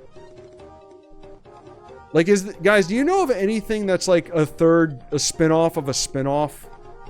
Like a third-generation spin-off? Because I genuinely can't think of any. So, anyway, the show was about, like, it's a wacky monster house, and they were, like, fun. I didn't watch a lot of it. But, it was alright from what I saw. Put it in C tier. Then we have the Globetrotters. Oh yeah, they also crossed over with Scooby-Doo and Scooby-Doo movies. There's a lot of them. That was kind of a lot of characters to keep track of. I remember a little bit about this. I think it was okay. I'll put it in C tier for now. It's like average. I do remember the Super Globetrotters. So, yeah, this was... They narrowed down the Globetrotters to 5 of them, and they gave them superpowers. So, like, one of them had the power of having a giant afro, which he pulled things out of constantly. And what's also weird is that 3 of them had the same powers as the Impossibles. Where is the Impossible? These guys. Fluid Man, Coil Man, and Multi-Man. Yeah, that was basically the same powers. I guess they, like, ran out of ideas. They were just like, recycle it. We're Hanna-Barbera. I mean, yeah, it was okay from what I remember. It's, again, standard Hanna-Barbera fare. Yeah. And finally, we're at the end. Oh, thank God. We've surpassed 3 hours at this point. Fat Albert and the Cosby Kids. Okay, I'm gonna be honest. This show was, like, kind of funny and silly. But, man, there were moments in it where things got kind of fucking real. Like, I'm not kidding. There was an episode where a kid got shot. Seriously. There's clips of this on YouTube. Yeah, I know we're gonna separate the creator from the creation for this one. I did remember enjoying Fat Albert. They were fun. It was a fun show. It was Filmation's longest running show, fun fact. It ran for, I think, almost 10 years. But yeah, there was some moments in this show where things got fucking real. Yeah. There was an episode where they were doing like a scared straight thing, and they went to a prison, and some of the prisoners were being really nasty to them. Episode of the Christmas special. Oh yeah. But yeah, you know what? Aside from the obvious, judging it as a show itself, I gotta give it a little bit of respect for, going there a couple times. So, we'll give plus, that theme song is fun. It had a lot going for it. Removed from, yeah. Oh. Okay, well, guys, we made it through. We made it through this monster of a list, and now we have covered the 50s through the 2010s of cartoons. We can't go back any further because there were no cartoons on television aside from Crusader Rabbit, but that was only for 1 year. Ugh. I am very tired. I do have work in the morning. God, the Klonoa music is kind of insane. Let me lower that a little bit. There we go. There can only be one. Alright, I tell you what, Train did a tier list. And you know how his are. We'll do his real quick. He wants me to fight to the death. I can't see it because of the cutting off. God damn it. Go away. No. So, he wants me to do he wants me to fight characters again. I have a couple of yours booted up. It's almost 11 o'clock, man. That list was way too long. Okay, so I'm fighting these characters. Why do you keep having me fight characters that are my friends, me, or people who have no idea I exist? Yeah. Alright, let me see how I feel after. Let me just get this one out of the way. So, you want me to fight AVGN? I don't know if I could be, I'll tell you what. S tier is, I can totally take them. F tier is absolutely not. I'm gonna put AVGN down because I absolutely cannot. Saber Spark, I will wreck his shit so much. Same thing with Animat. They have no idea who I am. I don't know why they're doing. And Freakbot. I don't want to fight. If I had to fight Freakbot, I don't know. He's a robot, so probably not. The weird guy from the Has-Been Hotel animation. I will destroy his ass. Doug Walker might be a little bit harder. Phalus is impossible to fight because he keeps coming back to life. Why the hell do you have Murky on this list? He's a plush. Whatever. And now, personas of mine that no longer exist, except maybe Skeletor. Oh! Hey, Tom! Hey, Tom, what's up? You got to raid me for once. You came in at a very interesting time, because a lot of what's happening here is very inside. Alright, that's cool. I was actually probably gonna wrap things up soon. Alright, I'll stick it out a little while longer, because we got raided. And, I have some requested lists. This is a list someone made of who I can take in a fight. And it's got a bunch of my characters, so you know what? Anime, yes.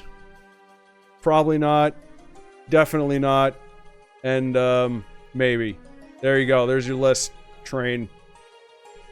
Alright. Movie Brat has Fantastic Four adaptations. By the way, I should introduce myself. Hi, guys. I'm Rob the Wonderful, aka Rob the Casual Gamer. Up there on YouTube. I stream whatever I want, basically. Just anything that tickles my fancy.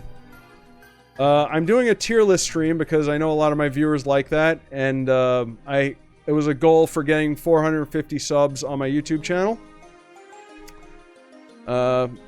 That's okay. It's relevant. So, Movie Brat gave me Fantastic Four adaptations. I do want to get through these as fast as possible. Just because we've been streaming now for more than 3 hours, and I have work in the morning. Okay, so. Superhero Squad show. No. 90s cartoon. First half, not good. Second half, better. I believe this is them from Earth's Mightiest Heroes. They did a good job with them there. Actually, you know what? I'll give them fantastic. The Roger Corman movie. Unfortunately, did not get to see the light of day, but for a while was the best adaptation of Fantastic Four, if you can believe that. I might need some help with a couple of these. I can't decipher some of them. What is this last one? We got the Hanna-Barbera one, which I do really like. We have the Fox version, which was... honestly, they're not that bad. I wish there was a slot between good and bad. Fan 4 stick, absolutely not. We have the new movie, First Steps, which I think was very good. We have the 2004 cartoon, the French one, which was pretty good for what it's worth. What is this one? 2006, alright. The PlayStation... Oh, right, the PlayStation game. I've never played it, so unfortunately I can't comment. Is this Marvel Rivals? Because I've never played that either. Sorry.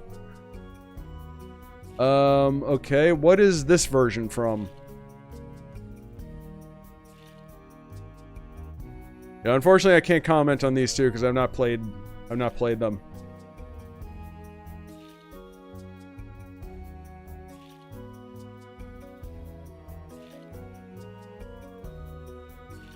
Marvel Snap Animation? Okay, well, I've not seen that. This appears to be Lego. I've not seen the Lego, and I don't know what is this one? You left out the Herbie the Robot adaptation. Marvel Superhero. Okay, I've never seen that. You left out Herbie the Robot, man. You forgot him. you forgot the new Fantastic Four. Oh, it's not your oh, okay. I thought you made this. All right. Well, there you go. So I guess we'll end things. We'll do your other list, assuming the thing. So he also there's also Superman movies. All the Superman movies. You know, I've never actually seen this one. The one from the 50s. Alright, so, but we got Superman original, Richard Donner, very good. Superman 2 was also good. Not as good as Superman 1. Actually, no, Superman 2 that was the one with Zod, right? Yeah. We have Superman 3, D tier. Superman 4 is, yeah, he's not the best one, but I have kind of a soft spot for it. Superman Returns, I think is underrated, but kind of forgettable. Then we have Man of Steel, Batman v Superman, and honestly, Justice League I think was a little bit better than these. And then we have the new one, S tier. Brought Superman back from the brink. And this one is probably fine in its own right. Alright, there we go. Alright, that's all my tier lists for my 450 sub goal. Yes, he did. Yes, he did. Alright, well, thank you for 450 subs. Now we just gotta get that 500 subs. So, go to Rob the Casual Gamer and subscribe. Is there anybody on that we can raid to? Let's see. What's Gamma Chris up to right now? Oh, let me see. Thank you for... He's playing Mega Man Legends 2. Alright, cool. Let's raid out to him. Alright. Well, thank you all for joining me. Let me close this. We did pretty good. We got through all the tier lists. Wonderful. Alright, well, thank you all for joining me. It is very late, so I'm going to get going. If you're new here, be sure to subscribe. Trying to get to 500 subscribers, remember. Come follow me over on Twitch. I am 1 follower away from 200 thanks to the Raiders tonight. And thank you to the new followers, too. So I'll be back on Wednesday. We're probably going to do a randomizer run. A quick one-shot one. And then Friday is Silk Song. Oh boy. So yeah, thank you all for joining me. I am going to stop recording now. We're going to raid out to Gamma Chris. And I will see you guys later.